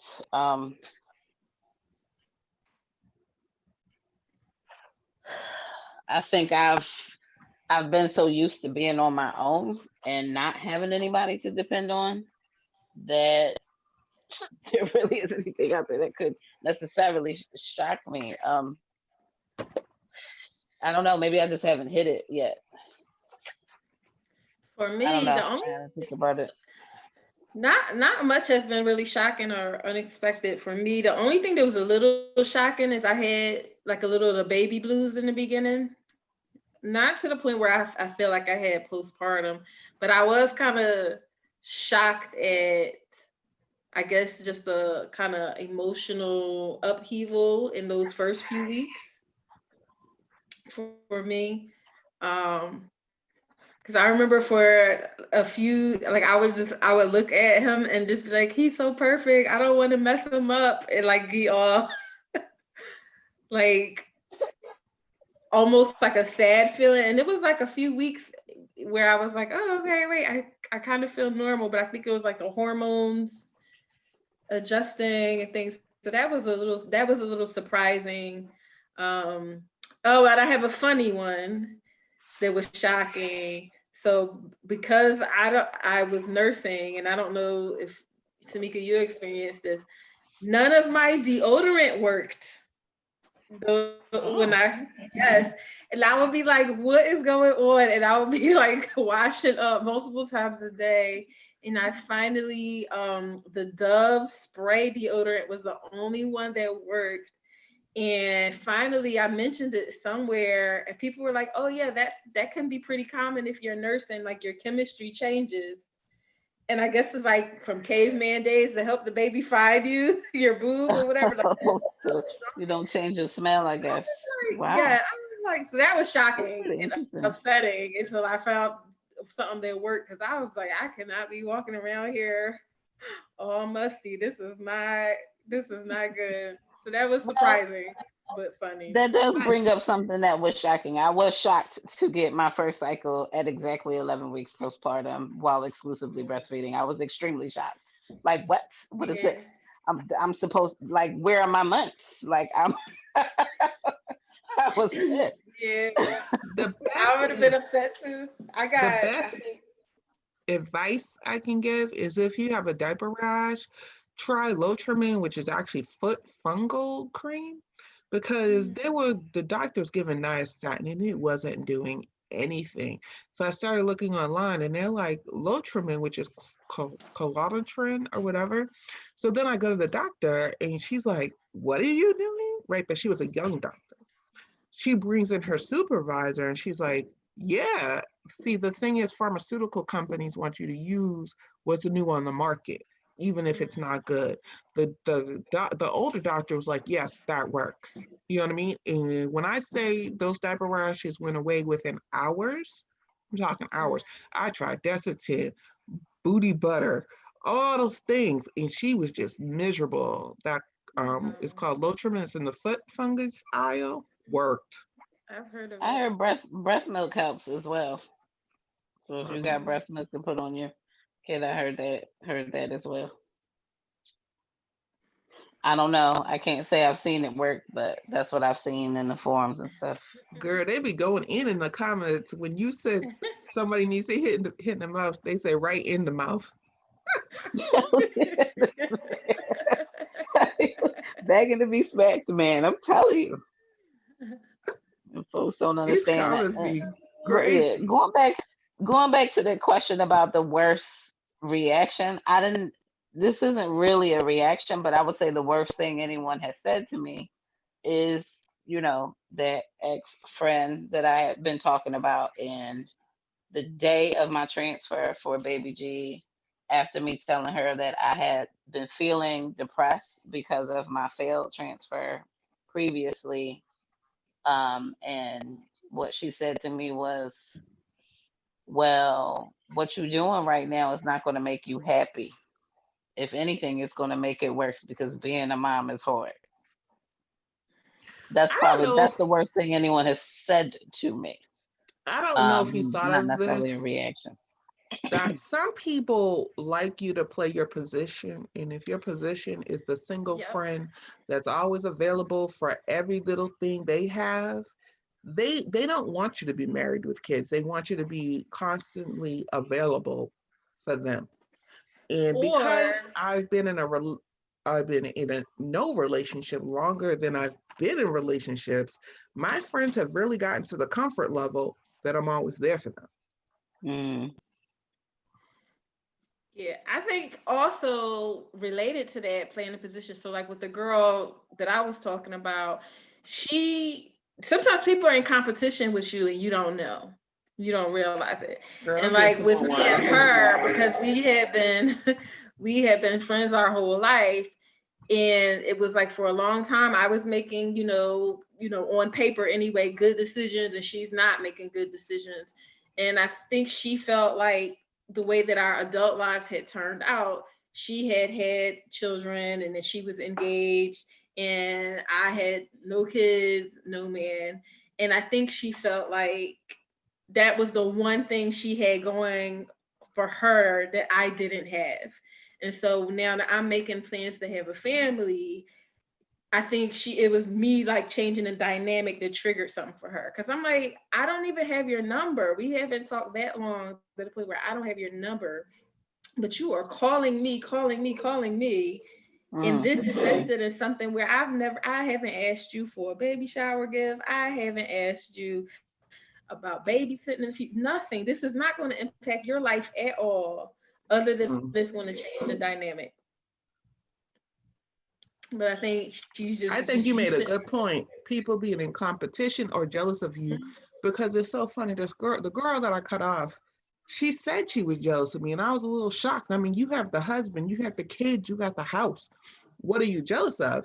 And I feel like when I moved to Atlanta, girl, I could do a whole video on that. But it was like Bad Girls Club. I was having a freaking ball. Like, and the first couple of years, I had no friends, like because I don't trust women that easily. Um, when I'm your friend for life. So it takes hard for me to make that connection with everybody. Like I don't like having a bunch of acquaintances in my life. So I mean, I would listen to the radio. Oh, it's hitting off at Jaguar 112. And I'd get it because this is before Google. This is when people were buying GPSs. And I'd get on there, Google Maps and map it out, and I'd go by myself. And people are like, well, how did you go by yourself? Because I'm in a fun city with no friends, right? Right. And I was stupid too because I would meet these people. Oh, where your girls at? Oh, I don't need no babysitter, and I'm just having a ball. But that was very dangerous of me. The only thing I would tell people, if you're in a new city, pay for parking. Like I never parked on some shady side street or whatever. I would pay top dollar for parking to be like across the street in a lit area from a club or whatever. Like I didn't want to leave a club and be walking down some shady side street and someone follow me. Almost like when the club gets out, people are all walking in the same direction to the parking lot or whatever. And that's like my one safety tip. And I advise not going by by yourself, but I went a lot of places by myself. And I don't know if it's because I'm an only child anyway, that people are like, well, how did you do that? Like, I'm sorry. I don't need a babysitter. I was going to have fun. I moved from a city that's not really fun. Boston's not a New York. Boston is not open 24 hours a day and it's very white oriented. Like, Black people don't have much here in the sense of clubs and stuff like that. So, when I went to Atlanta, I freaking lost my ever loving mind. Like I just lost it. And I'm telling my friends at home and they're all jealous or whatever. But I didn't realize they were jealous. I thought they were just happy for me until I realized later that they were jealous because they were getting married and having kids and I could care less at the time. I could care less. I was enjoying the hell out of my single life, like enjoyed the hell out of it. Yeah. Mm. All right. So I think our almost last question is everybody wants to know, do we want babies? Number two. Tamika, you had started to talk about that a little bit. Yeah, my plan was always one in a sibling. I didn't grow up an only child. That was never my intention to have an only child. Um, the plan is to start trying next year. That's the current plan. But if I'm not pregnant by the end of 2021, then that's it. I can't justify continuing to put that much money in when I already got a child here and being by myself. So all I can do is try. I'll be almost 41 then. Baby G is a 38-year-old egg. We talking about 41, almost 41-year-old eggs at that point. So all I can do is try. That's it. So yeah, my loose plan is to start trying for baby number 2 in the fall. I'm working to lose a little weight because I'm back to that BMI requirement again for anything related to IVF. I still have 2 embryos left that I could try and transfer. So yeah, that's the hope, to get pregnant with one of those. But I will say I did do 2 things. So when Martine had did her video a few months back, maybe it's probably more than a few months now, but a while back, about I think it was, I forgot what she titled it, but it was basically if you had used the sperm bank to go and check on the status of your donor. And I said, well, let me go ahead and check. And I went and checked, and they had the little alert up there to call this number. If you use, I called, and he only had I think two vials left or something like that. You So I bought bought 'em? them. I bought them. So I have those. And then when I sold my house finally sold, for y'all who were following that whole thing, where my old house didn't sell right away. It finally sold right before the pandemic. Thank God. Thank you, Jesus. Yes. So I immediately put money aside from that sale in case I need to have to do another IVF. But I am not putting that out there in the universe. I hope these. Well, watch out for your taxes, because you know that's capital gains. Yeah. Yeah. So So prepare for that. yeah, but I did do that. So hopefully there'll be a sibling. And oh, this is a question that I had to you guys. Wait a that you minute, I can didn't you can answer. I know, I'm just gonna say you can answer after, but like, because I refer to Baby Joy Chaser because I don't share his name, and everybody, we all handle privacy differently. So we can talk about that too before we sign off. But yeah, so hopefully Baby Joy Chaser will have a sibling, and I'll have y'all help me think of an internet name for that baby. Well, okay, so I actually want, if I could have it, I'd have 2 more kids. But my big deal is I'm not doing it alone. I'm 45, so my eggs are curdled and dusty at this point. So, I mean, I'm at the stage where reproductive places ain't even gonna work with you. And I always felt that's because they're really concerned about their numbers more than trying to get you a baby. I'm sure if I took my ass to Mexico, India, whatever, they do whatever the hell I wanted them to do. But here, not so much. Like the cutoff is coming. If I was rich, I'd get me an egg donor and sperm donor and a damn surrogate. I'd be pulling the Kim K, just to do it that way. I am not far from, like, I would do foster care or stuff like that too. I definitely want Ava to have siblings. Because I didn't like being an only child per se. I did have my cousins. Ava doesn't have that. But I don't want her to be in this world alone. I do want her to have some connection, you know, especially with being special needs, with whether that person's taking care of her or just being there to let them know she has family, because that's important. Nurses treat your people differently when they know nobody's showing up, to check on them. Would I, if I met a man or whatever, I would definitely probe, do you want foster children? Would you mind other children? Because it's not necessarily have to be a child from my body. I am appreciative that I at least have one from me. But if the second one doesn't come from me, that's fine too. You know what I mean? Even if I won the Mega Millions or lottery tomorrow, I have looked into how much surrogacy costs, whatever. I was shocked. It costs a lot, but I thought it cost a whole lot more than it actually cost. You know what I mean? Would I do an egg donor and sperm donor? Why not? Because I mean, adoption is just as expensive, to be honest. Like people, and I hate it when people, well, why don't you just adopt? Like it's some easy process. It is not. And even out of the foster care system, it is not something that they're just handing out kids because you want one. Like people just really get on my nerves first of all, why can't I have a biological child? A. And B, when you say adopt, you act like they just gonna hand me a kid, because that is not how that shit works. I have a friend who waited for a man didn't come. and she adopted as a single mother.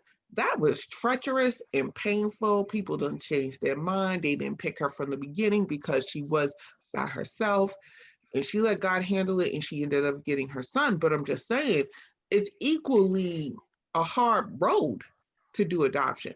I mean, it's easier to get older kids or sexually abused. It's just a whole another can of worms. As far as the privacy, I rarely say my name online, rarely, right?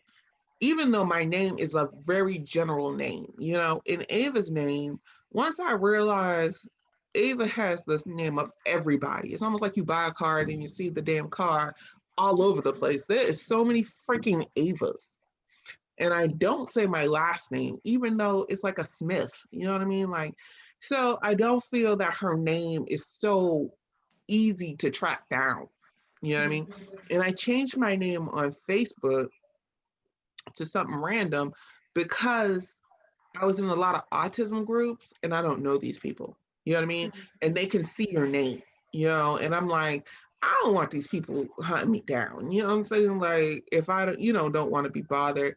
And it's hard to be in those groups and be totally anonymous. You know what I'm saying? Like, they, most of them won't let you go into them unless you're doing it with your personal Facebook.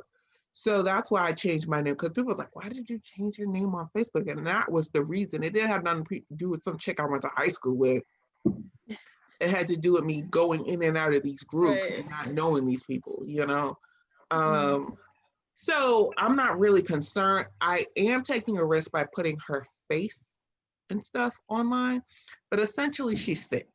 You know what I'm saying? Like, she's gonna look different or whatever. I don't think it's a big deal because it's not like these family bloggers that contrive situations to make money. I'm not contriving anything. I'm doing it more to be a network and there for people who possibly need me.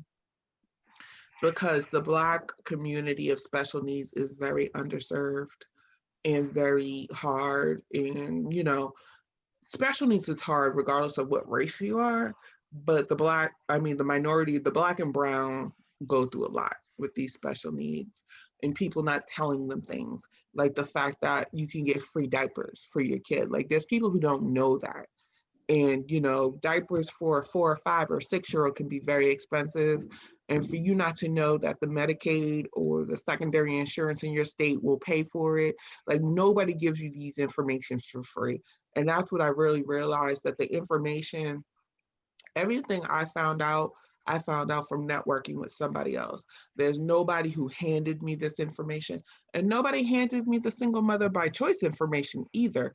And that's essentially like, who the hell knew about DHEA and COQ10 and SO? I mean, until somebody goes through it first, some people, we're doing people a service, because some people wouldn't have done this if they didn't realize other people were doing it. You know what I mean? Nobody really wants to be the only one. That's me. I'm just glad more people are making their voices heard. Yeah. But you know what? We're the only consistent ones, to be honest, even though y'all don't be up on your channels, girl. Y'all be slacking. But we still the only consistent ones, because people start and fall off. Like, I started watching their journey. I ain't seen them in like a year. Right. It's hard. It is hard to be. It is hard to get these updates in. Like, I got in my phone right now, Baby Joy Chaser's 2-year-old update been in my phone for weeks. But I'll eventually get it edited and out there for y'all. But no, I was gonna say, okay. I was just gonna say, how do you deal with like privacy? I think for a while, I guess I was trying not to say, I did reveal his name. We got the same last name. I realized probably 10 minutes into this that my full government is sitting up here on this video. So that's probably something I could have changed. I wasn't thinking about it at the time, but it's fine. My name has been out there before. I don't say it that often. You got to dig a little bit. if you want to go get it. Mm. But the fact of the matter is, if somebody want to get you, they're going to get you. You know, Mm. like social security numbers are not hard to get on the internet. um, to be honest, I just had like some Amazon fraud happening with my HSA card, not my regular credit card, but my HSA card, which I'm not even using on like crazy websites or anything because it's only for medical purchases. So I don't even know how that happened, Mm. but it did. So if people want your information, they're going to get it one way or the other. So Right. I'm and working in IT, I am conscious of a lot of things, but I know how easy it is to get information if they want it bad enough. So Right. I just try to be careful where, So is it you worth don't it talk to get about a when the money's VPN? coming. Is Hmm? it worth it to get a VPN? Yes and no. I mean, it just depends on what kind of information you really want to hide your IP. That depends on what you're doing in your house. I mean, as long as you have a password on your internet, nobody can, drive up to your building and do illegal things on your internet as long as it's not open. Um, but in reality, you don't. I mean, there are certain things you need security. Like there are just certain things you just need to be careful of. Like there are phishing schemes out here. Just be mindful of the emails, the links that you click in the emails and stuff like that. Be mindful of what you say. I mean, everybody was getting stimulus checks and people are on forums on social media talking about, did you get yours? I got mine. Well, do you have this bank? Oh Mine didn't come gosh. yet. Did anybody from this bank get theirs? And I'm just like, okay, first of all, I'm not about to be up on a public forum talking about one, what bank I use. Two, Right. whether my money, like I'm not going to tell you that I got money so you can come get it from me. Like, People are crazy. but But here's people my thing people are too. doing that kind of thing. I click no links because people have sent me stuff that looks like Netflix, ain't Netflix, looks like Mhm. Amazon, ain't Amazon. I click no links. If you say Mm. something happened on my account, I get off there and log on that account Yeah. to see Yeah. what's going on. And then I always send the company the spoof email to let them know Mhm. that these accounts are Yeah. spoofing them. But I remember, just to let people know, one of my accounts got breached. Like, I don't know which one it was, probably something I signed up for. And they sent me that fiction email, like, I know your password, right? And it's probably because my password got breached from like one of these breaches for maybe like not Amazon, but like one random website I signed up for. And I kind of Mhm. freaked out until I realized that breaches happen all the time. So when they get that information, then they're fishing at you. Oh, I'm gonna send. It said it was gonna send some porn. It seen me. I'm like, okay, you done fucked up there because I ain't doing none of that. So like, I ain't sitting there watching no porn on my TV. What? So I was like, okay, you're making this shit up, right? Because I was a little nervous because they had like my password in the damn subject Yep, I got one of those emails too. We'll send. We got a video line. of you doing whatever, What whatever, I did and was we're I went gonna through send all your everything things. and changed my passwords on everything, made them more difficult or whatever. But essentially, like Equifax got breached. Remember, Equifax got breached. So there's breaches that literally happen all the time. Right. So if someone comes with your password, don't, just start changing your password or whatever. And change them often. Some people have had the same password for years. I'm guilty of it myself. It's hard to Same keep up. password for years. Right. And I Right. mean, now one thing I do is like internet sites that I don't care about. I have one kind of password for. The things that are a lot more personal, like medical websites and stuff, I'll have a different password for. And so that becomes complicated to keep up with. But it's important to separate your passwords that way, the I keep stuff a you use notebook with just them written socially down in. versus, yeah, versus what's important.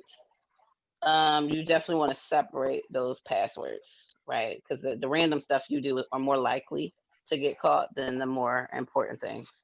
So Destiny for Greatness says, you three have been very consistent. I follow y'all's journeys for years now. Okay, Destiny. Oh, thank thank you, you. Dustin, for greatness.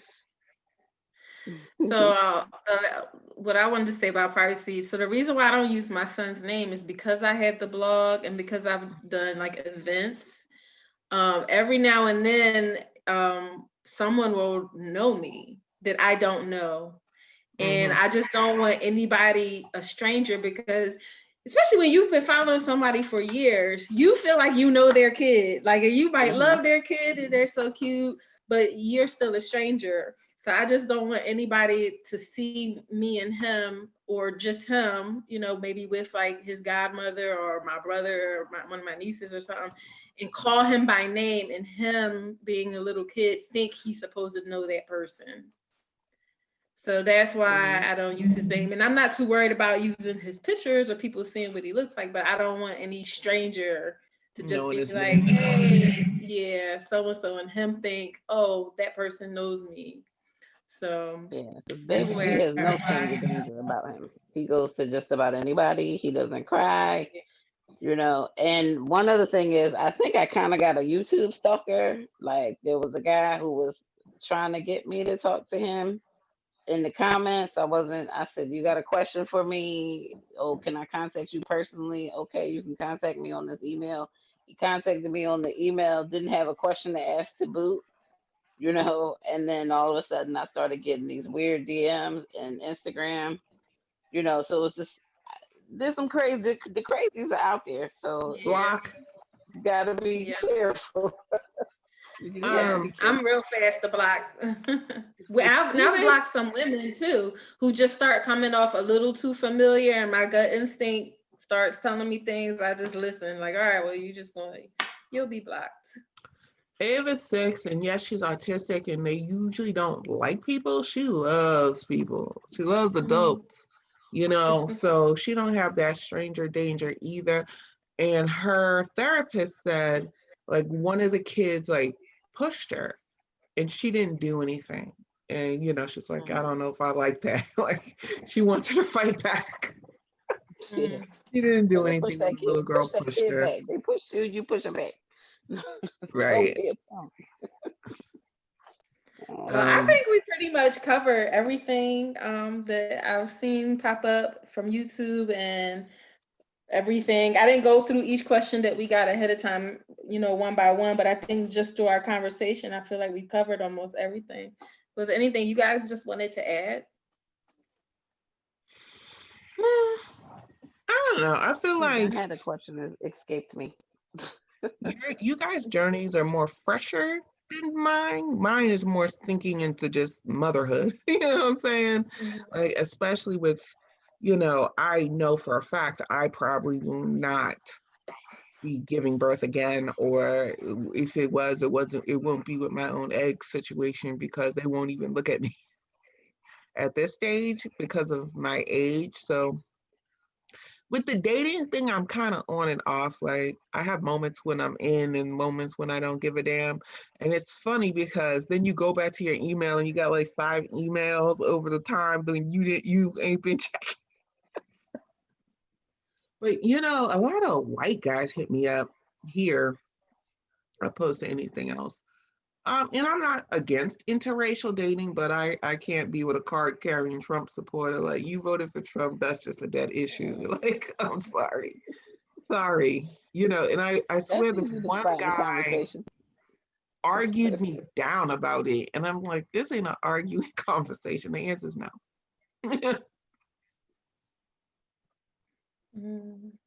We should do this again. I mean, I feel like we got a plethora of Yeah, people. yeah, I Dustin to agree. Greatness said before we leave, she appreciates us making such sharing such intimate information. Trendsetters are what you three are. And Mrs. Living in Oh, Hope wants us to do another one. thank you. I Thank feel you. Yes. like, do not leave anything on the table. Like my mother said, when you go to the grave, you're going alone. You're going alone. So don't base your decisions on anybody else. If you feel you can be a mother, then be a mother. You know what I mean? Don't let other people's decisions for you, because let's put it this way, there's a lot of mothers that shouldn't be mothers out there. I've noticed that with single mothers by choice, they are so happy, and we're older. Most of us are older. We're not just Mhm. getting thrown in with being a mother. You know what I mean? I'm an only child. I didn't know what motherhood meant, but I knew I wanted it, you know? And my child, whereas I see other people, their kids are burdens, my child is anything but. You know what I mean? She's anything but. She's my reasons for breathing. Like, to me, being a single professional woman that paid bills, partied, lived her life, did everything. I don't have any regrets from the past of my life I lived. I don't have no regrets. So motherhood is my primary focus. If I do I want to get married? Yes, but it doesn't negate that motherhood is my primary focus. Mhm. And also, I want to add that being a single mother by choice doesn't mean that your whole entire life is about being a mom. Right. You know, some people think like, I've heard the term, oh, I don't want my life to be all about the kid after. I don't want to be that kind of mom or what have you. Being a single mom by choice does not mean that your life becomes completely about the kid. You know, that's if you're that kind of mom, that's the kind of mom you want to be, whether you're single or not. But you And it can have a life also, outside. our situation's different.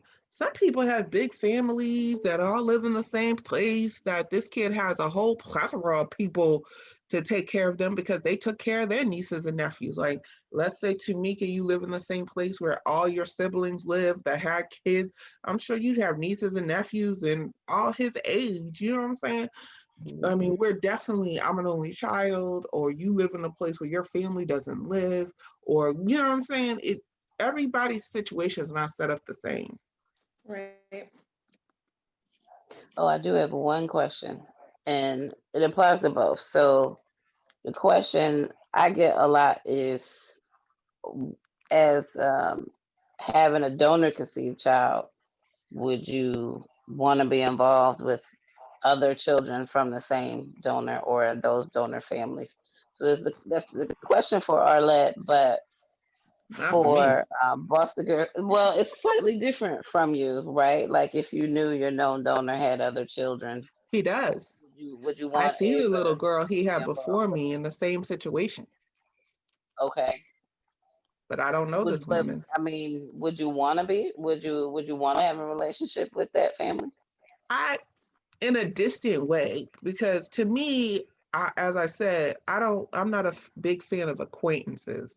So if I feel, I don't like to censor myself. Let's put it this way. So if you're my true friend, I don't feel I have to censor what I say.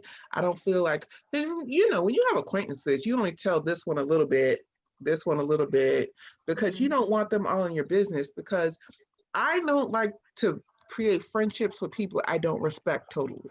Like, I don't respect their choices in life. I don't respect whatever. Like, it's not for me to judge how you live your life. But if we ain't on the same page, then I'm not going to create this friendship with you. You know what I mean? There has to be a level of trust for me to really be a friend. So these people are strangers, and you don't know how they are, who they are, or whatever. So it'd be hard for me to create that relationship unless we hit it off from the beginning. Would I give them a chance? Yes. But if we don't hit it off, deuces. Like, because to me, I've taken painstaking time to get negative out of my life, to get users out of my life, to get whatever. And I feel like I live a very peaceful life. I have my own struggles with my special needs daughter. I don't need no string from anybody, and especially needy people. I'm over needy women. Like, I'm done with needy women. I can't deal. If every time you call me, you got a complaint, like you can't have a good day, not one day a week, I can't deal with you. I got enough stress in my life. So there's certain things I've taken time to get out of my life. I need as much joy as possible. I got a heavy load to deal with my child, that I don't need anybody who ain't contributed. And I'm not saying that my friends can't have problems, but they can't be a constant problem in my life. Mhm. So for me, at this stage, I am not interested. I am very, very protective of like my home and my family life. And I feel like just because some other family chose the same donor, and so their kids' genetic makeup is similar to half of my kids' genetic makeup, that does not mean that we are family. And I feel like what I see a lot of people, who have made that connections, and they refer to them as dibblings, like a donor sibling, it's like you're I feel like they're implying there's some kind of familial relationship in some way. And I'm just very, very protective of that and who I allow in my space and around my son, or to just have influence. So at this stage, no. Curiosity, is definitely there. I understand that some people's donors, that there are Facebook groups for the donors. And I was like, I might look for one of those, and just because I'd be curious to see how like those kids look compared to my son.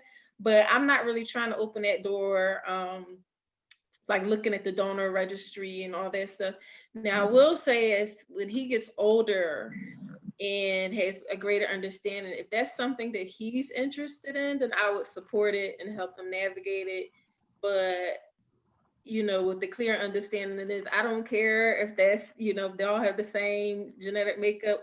What goes on this house is how it runs in this house. I don't care what's going on in their house over there. That is not your sister. That is not your brother. That is just somebody who happens to have the same, genetic makeup. And if they become friends or whatever, and if they choose to view that relationship differently, that's on them. But from my point of view right now, no. So we'll see how it works out in the future, but nah. What about you? Well, I'll answer my own question. Yes. So I have been in contact with mothers who are using the same donor. I've been in contact with this group since before I even got pregnant. And the group includes not only mothers, but also people who are still trying with the donor. And so I would say there's some kooky personalities in the group. I think you kind of just gravitate away from those personalities. There's no pressure, I would say, in being in the Facebook group. There's no pressure to share or to communicate. We don't communicate on like not even a semi-regular basis. It's just kind of like really just holidays, major milestones, that kind of thing, like Happy Mother's Day for the folks who are out there, or announcement of a new baby being born, that kind of thing. So, and we don't know if it's everybody, but it's a pretty good group.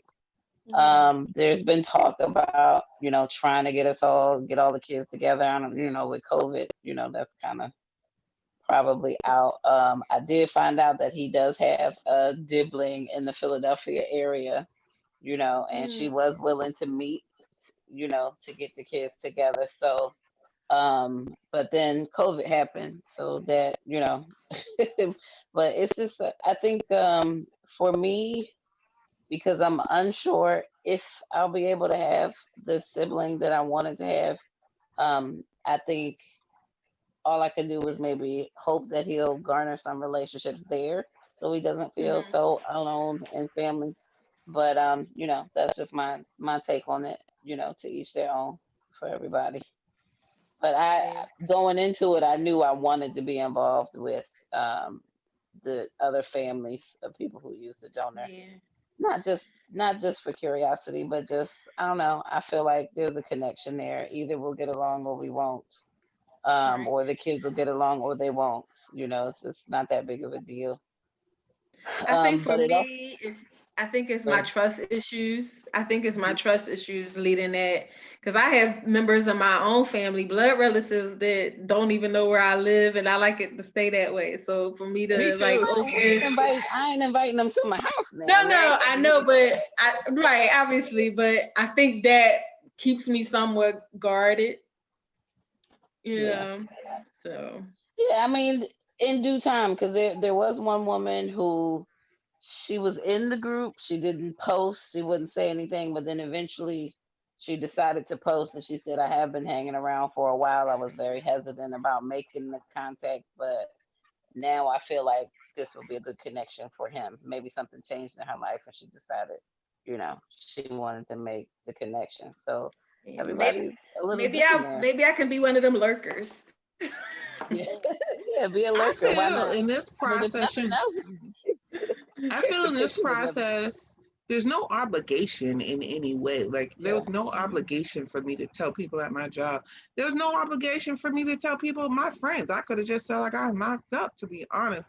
You share as much or as little as you feel comfortable with. You do as much as you, because I was a lurker on that single mother by choice forum for a long time. Like I didn't say Mhm. anything. I was just reading.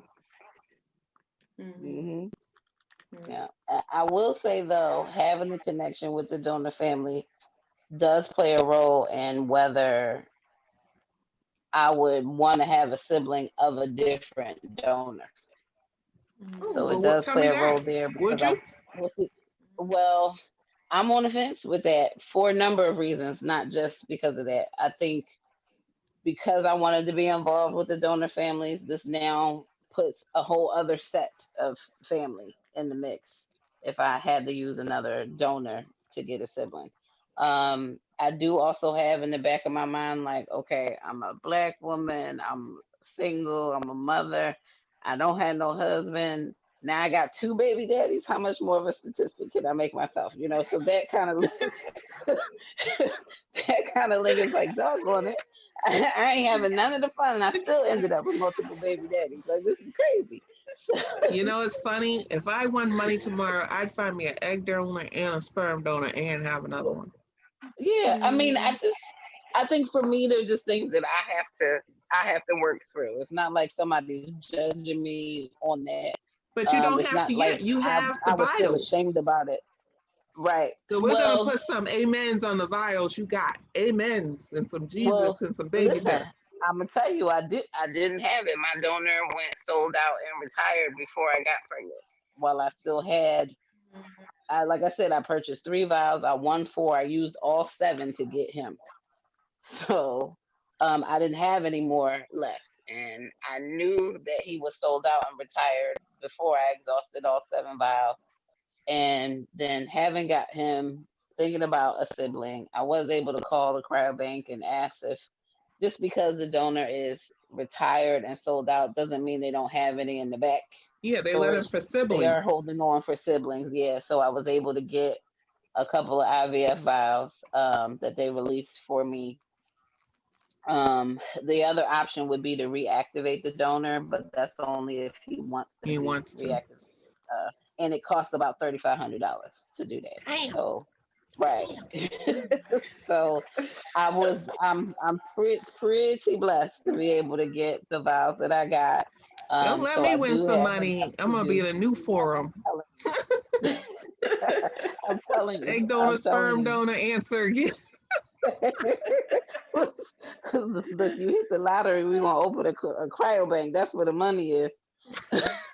For Right. minorities, a straight Yeah. minority cryobank would be Yeah. lovely. hmm Like if Yeah. we just, and because the Asians didn't have much, the Latino, nobody had, only white people donate. They're all small percentages, but I don't even feel like they recruit our people. I don't feel they're sitting at colleges saying, "Do you want to?" They're picking out the blonde hair and blue-eyed white guy that's 6'2". I don't Mhm. know. Are they picking it, or is there a flyer? And is it just culturally this isn't something that you do? You know, there's Yeah, that but like there's that movie, was it I think it's 30 somethings with Kevin Hart, and he's like, I got a job. He walking around drinking a gallon of water all the time, and his job is to donate to the sperm yeah, bank. but when I was at college, I never got recruited, but come to find out my white counterparts did for egg Oh, for donation, egg all that stuff. donation.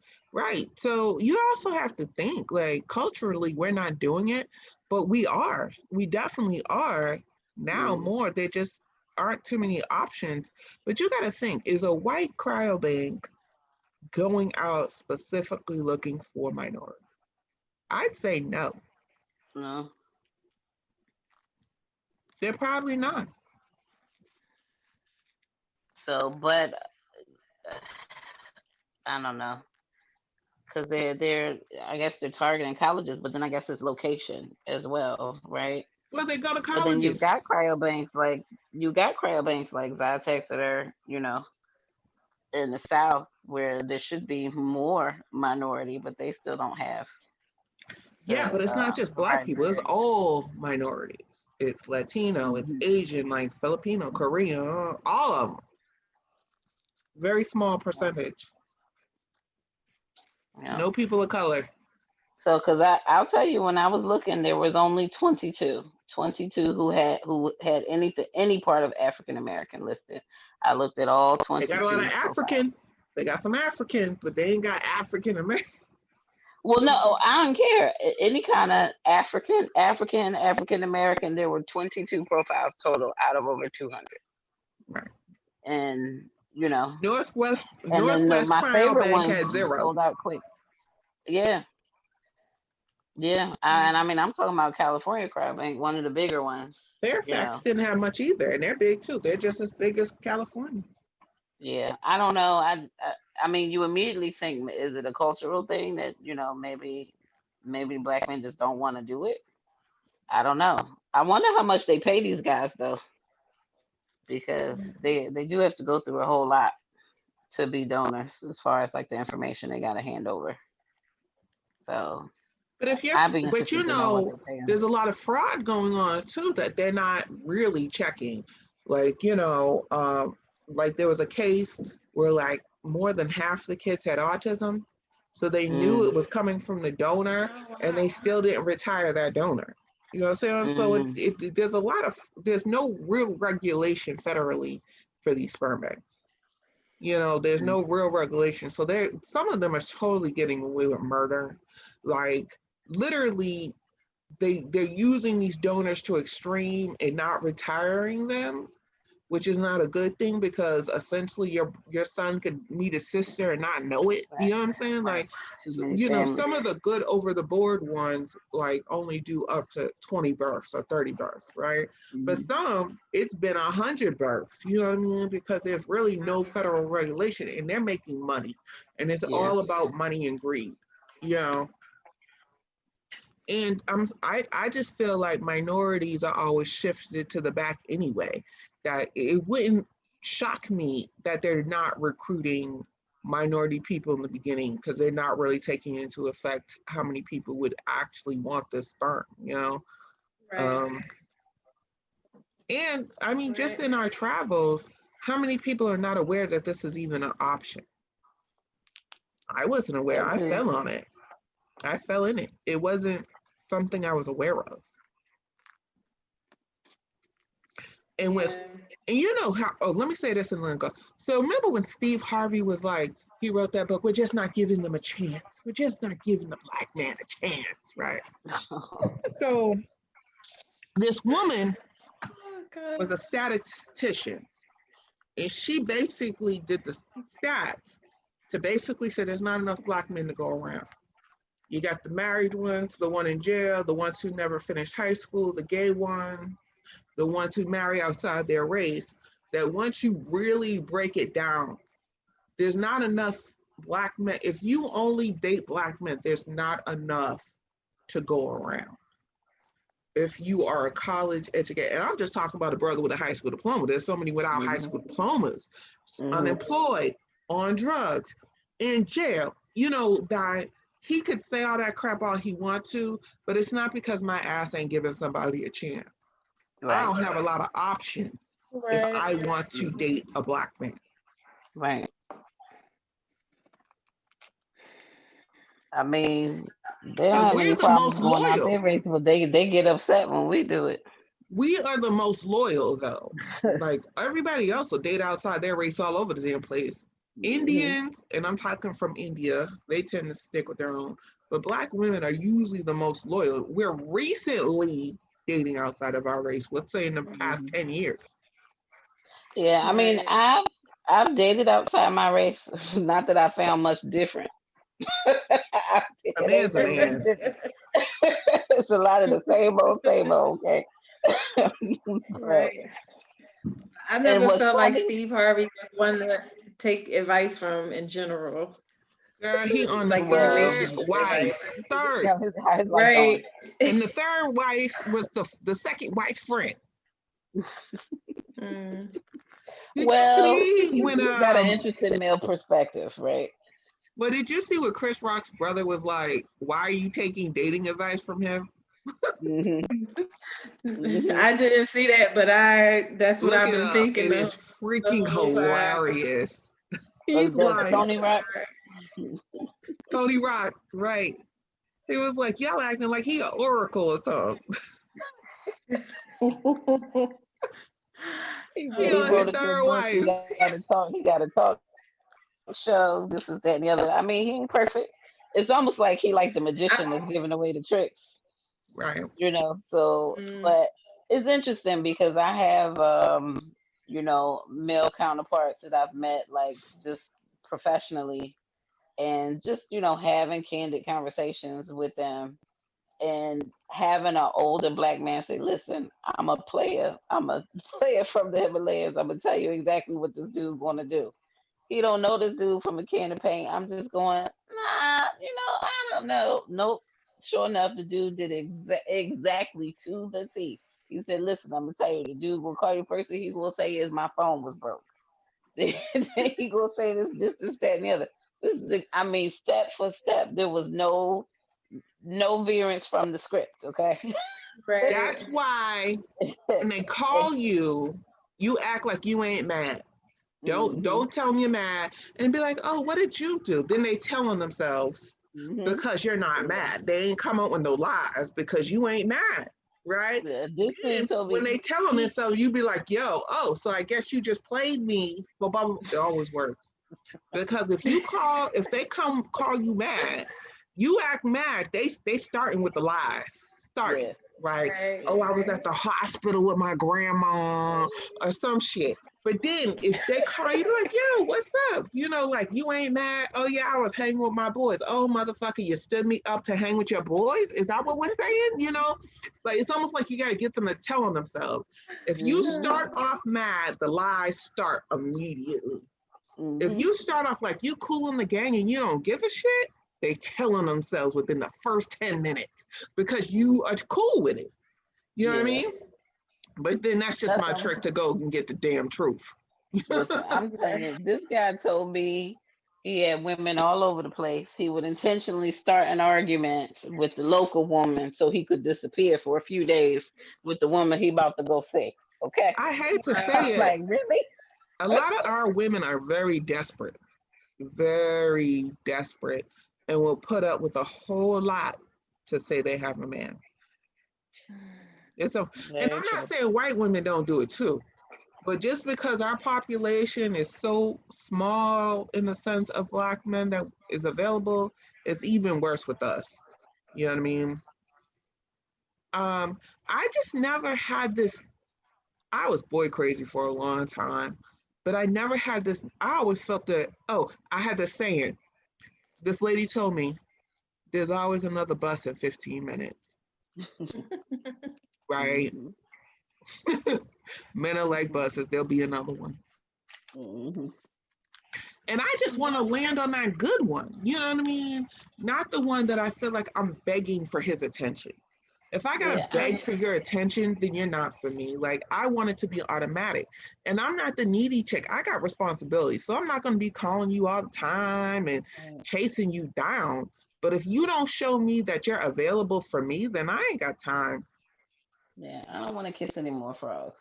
Like I don't. I Right. need somebody to filter out the bad ones and show me a good one who's looking for what I'm looking for. But I don't want to pay for a matchmaker. Ain't that crazy? I don't I want to look pay for a at matchmaker, but they that's expensive. exactly what I need. It's a matchmaker to Yeah. go out there and find me somebody. I don't know. I feel internet dating is just as random as meeting somebody on the street. It's timing. It is. It Mm. is. But it's like, uh, at least it's free. Like, Well, you I know what's don't know. funny? I feel like I My feel like I gotta coworker pay for met paying his for it. wife on OkCupid, and he's a very awkward guy. So, and she was beautiful, and I'm like, wow, you know what I mean? That they just met on OkCupid. There's several people at my job that got married from online. But you really got to put in the effort, and sometimes I don't feel like putting in the effort. I had a Right. therapist tell me The same effort I put into my career, I have to put in the dating if I want to find a husband. I ain't doing all I that. He said, see, gotta that's fall too in my much. lap. That's what I'm saying. That's too That much. I'm sounds working hard as it exhausting. is. The I gotta effort work I that put hard. in to pay bills ain't gonna be the same effort I put into finding no man. Then how bad you really want them is the question, right? How bad Obviously you not really that want them. bad. Obviously not that bad because that's too much work. I can't do that. Like I'm losing sleep as it is. Now I gotta lose sleep to find a man. I can't do that. I mean, maybe I'll get to that stage. I'm just not there right now. Mhm. Meaning, can I get some effortless? I feel like everything in my life up to this point has been some kind of struggle or another. I need some effortless in my life. Hallelujah. Hallelujah. Yes, that would Absolutely. be nice. That would be nice. And And somebody the who next adds to it, it doesn't take away from it. Like, someone what did I say? Someone I feel like I can't live without that, adds to my life in such a way that I'm like, I want him here. Like, if I you need creating to some stress or some drama, or your bitch is mhm. calling me or whatever, I mean, I've Who's been through dropping by all and that. ringing the doorbell at 2 o'clock in the morning. No. Been there, done that. Oh my God. I remember one time, two times, this one girl, she met this guy online and we went on one date and she had a private investigator following this dude. And she What? calls me and I'm like, who? Because we went on She one had date. I didn't like him. she had cheaters after him. Right. He had moved from Ohio to Georgia to be with her and was online dating all types of people. Her daughter, he told me this was his niece, right? And I'm sitting there talking to her, and she's like, if he tells me the truth, I'll take him back. I said, girl, you need to drop that Negro like a Oh bad Lord have habit, mercy. And I'm like, you're calling me because he cheating on you, and I'm talking you off the ledge. I'm like, leave this dude alone. As a I'm matter of like, fact, I'm gonna man, do the same thing. We should leave them alone together. right. Well, Right? I had already left him alone. I only went on that one date and wasn't interested. But another chick, she called me, and this was her baby daddy. And I said, well, when you talk to him, tell him don't call me back because I ain't got no kids by him. I'm good. You know what I'm saying? Tell Mhm. your baby daddy we good. Because how is he so close to you that you got my phone number? That means y'all still doing the deed. You in the house. His phone is right there for you to Yeah. get my phone number. So I'm Mhm. out. I'm out. You can have him. I got called by one thing. Why your number in my husband's phone? Well, first of all, who your husband? You call me from your phone. I don't know who your husband. Can you give me his name so I know who we talk about to begin with? And he was like, "Oh, well, his name is this." I said, "Oh, well, yeah, we went to middle school together." Oh, he said he don't know you. Look, I don't listen. He gonna say whatever he gonna say. I'm gonna tell you what I'm gonna say. We went to Dimna Bieber Middle School between this year. Okay, that's where I know him from. But boo, you ain't got to worry about me. I live in Florida. I'm 1,000 miles away from both of y'all. So like, Oh, I haven't God. talked to him and I don't know how long. My number's just lingering around his phone. Now, if he want to continue to act like he don't What know I me, noticed is okay, these dudes never delete numbers. They never delete them. right. They Well, neither always do call I. So somebody back. I don't fault them. I don't Cause delete they, numbers neither. But cause they waiting for a year to make that call back. About probably, probably, Oh it's God, crazy. it's too It's funny. crazy. Oh man, this That was had really to be good. funny. I'm glad we were able to do this. Oh my gosh. Who knew 4 hours, the 4 hour I know. it'd be a 4 hour Yes, live. clearly we had a lot to talk about, and Uh, we could keep going. We should definitely, yeah. I think somebody said maybe like 2 or 3 months. I think that's a good yeah, do idea. this again. And hopefully Martine will be able to join us that time, the next time, because we missed her tonight. Yeah, This was really good. it's a lot of fun. Yes. A lot of fun. Now I feel like I'm up here thinking about what I can eat. Knowing good and well I need to just lay it on down. Yes, me too. Me too. Is he still sleeping in the room with you, or is he in his room? He's still in the room with me. Mhm. He'll be in the room with me till he's about a year. Then I'll start Okay. transitioning him upstairs. Most of it is I just don't want to walk up the stairs. Okay. Are your Because rooms the master is different levels? downstairs and his room is upstairs. Hmm. Okay. Yeah. Ava has a So toddler bed in my room, but she likes to sleep with my mother most of the time. She had a room with a crib that she literally never used, so I'm not in no rush to buy her a bed Mm. for her not to sleep in it. yeah. Oh, I have a question. Where would you like your social media to go? Would you like it to grow and be an income? Who, me Mm. or both of us? Both of you. Oh. I would like it to grow and be an income personally.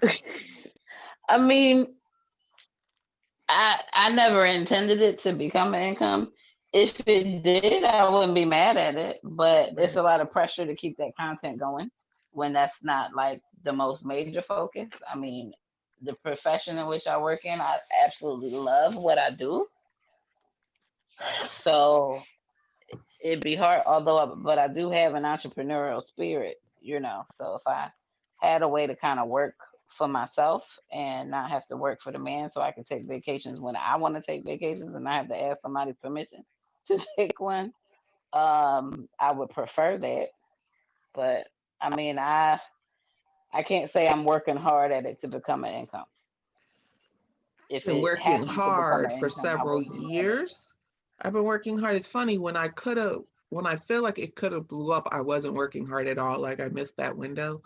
And my YouTube channel only has like 2,500 subscribers, but my Instagram has 11,000 because I've been working hard to make that happen. So I pretty Mhm. much got a big foothold in the autism community. And I get a lot of engagement because the whole thing is you don't want empty followers who don't say anything, right? So Right. I get a lot of engagement. I just can't figure out how to flip it to YouTube Mm. because people are like, they like particular platforms. Yeah, Yeah. Yeah, I definitely I want fuck all with my social social media. media. I want all my social media to grow because I was doing the blogging thing first. And I do make some income from chasing joy and the things I do with the brand. Um, I don't make any income from YouTube because at some point years ago, they decided I broke some rule that they won't tell me and will not allow me to monetize. And by then I had a decent like kind of community here. And so I didn't want to like start it all over. Um, so I don't get direct money from YouTube, Did you but try to monetize again and see if they forgot about it? oh yeah, recently, nah, they don't forget. I wonder what They you were did. like, and that's the thing, because everything So, is automated. so you They just would never banned for tell me. life? I guess with this current like like this whatever account settings, yeah. So You know you can they contact them hey, directly, did you? I did. I appealed it, and it still came back no, but it's like all seems automated. It's like you broke one of these violations, and I'm like, I don't see how I did any of these things. If you could explain further. And then like I'm not an IT specialist, so maybe I did do something. I have no clue because I couldn't even understand fully everything that they sent me in the email of the list of possible violations. But I make the money that I do make from Chasing Joy is mostly because I do like events. So I like to do local events. I like the community building aspect of social media, and I like when I can translate that to more in-person things. Well, you know what you should do though, because I realized that Pinterest makes blogs a lot of money, but I Mm-hmm. don't have the time to keep up my blog anymore to do that. Like, because it's not like a WordPress blog. It's like you actually got a website and all this and that, and that's work. But if you figure out the Pinterest rhythm, that they'll Yeah, I let you used link to. to your blog. Yeah, before no, they let you monetize your blog through Pinterest now. Yeah, I have to look into that. Before I had the baby, I spent a lot more time making sure I was like pinning every post and all that stuff. Um, but yeah, I definitely want, everything to still grow. I'm not necessarily doing it for the aspect of leaving my job because I work for the government and that there's a lot of benefits to that, and I'm not walking away when I have going on 18 years in. So, Damn. but yeah, so but I like Time to I think like about that that I can retirement. exercise my entrepreneurial spirit, and then I'm like, maybe I can be one of these early retires, and then whatever, and then just do my chase and joy stuff at that point. But I think it's time to call it a night. We have served YouTube well. And people hanging in there with us. That's awesome. I know. I know, right? So How yeah, long I we think been on here? About like 4 4 hours. ago. hours. 4 Mhm. hours. We Because need to do we this started again. late because I had the IT issues, but it was right almost 10:30 when If we you're still on started. here, don't forget to hit the thumbs up. Right. We enjoyed our Yes, conversation. yes, and make sure you go and follow these ladies on their YouTube. Boston Girl TV. What's Yes. Tamika's?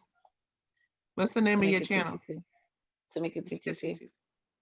I also have an Instagram. We all got Instagram, actually. Yep. Yep, yep. Okay, clearly, if we're making it 4 hours, we need to do this again. Yep. So, yeah, we'll definitely do it again in a few months. So keep log of all y'all questions that y'all have. So y'all Maybe you can could do a bring- series, dating. yeah, like have a different topic. Yeah, that might be a good idea too. Yeah. This could be So I guess our girlfriend's checkup, like that show they doing yeah. on there. All right, that's You know what else we might want to do too? Career advice. Because I wish somebody, I don't know if you come from college educated people. I don't. So it would have been nice to have people to give me career advice from the jump. You know what I mean? Because I feel like I made a lot of mistakes. Mm. Like you getting I've into the actually, government early, I know about Right. that shit. Well, I stumbled upon it, so it wasn't from any like my dad had a degree, my mom didn't. So there was some college education, but I can't say that it was like vague, kind of like vague and broad advice, but no specific career advice. Like nobody was saying go get you a good government job. Nobody said that to me. I just found out that you have all these holidays, and I was like, oh, okay, I like that idea. Well, how about this? We'll come up with topics and maybe network. do it once every other month or something. Yeah, that sounds Yeah, like a good that's fine. idea. Yep. And we can rotate who does the live, maybe. It's up to Yeah, y'all. and anybody in the comments, you can send us a suggestion. Yep. Yep, topics. Sounds good. All right, ladies. Thank Good you. night. Good night, everybody. All right, thanks Send for us the joining. 4-hour lives. Yes. You need my email. Let me know. And thank you to anyone who's watching the playback and made it all the way to the end. Thank you. Yes. We might just need It to leave probably this take on you a our few Lex days. channel. Yeah. We might need to just leave this on our Lex channel. That's gonna be a lot to upload. However y'all, whatever y'all want to do. Good night. All right. All right, Thanks, good night, guys. everybody. Bye.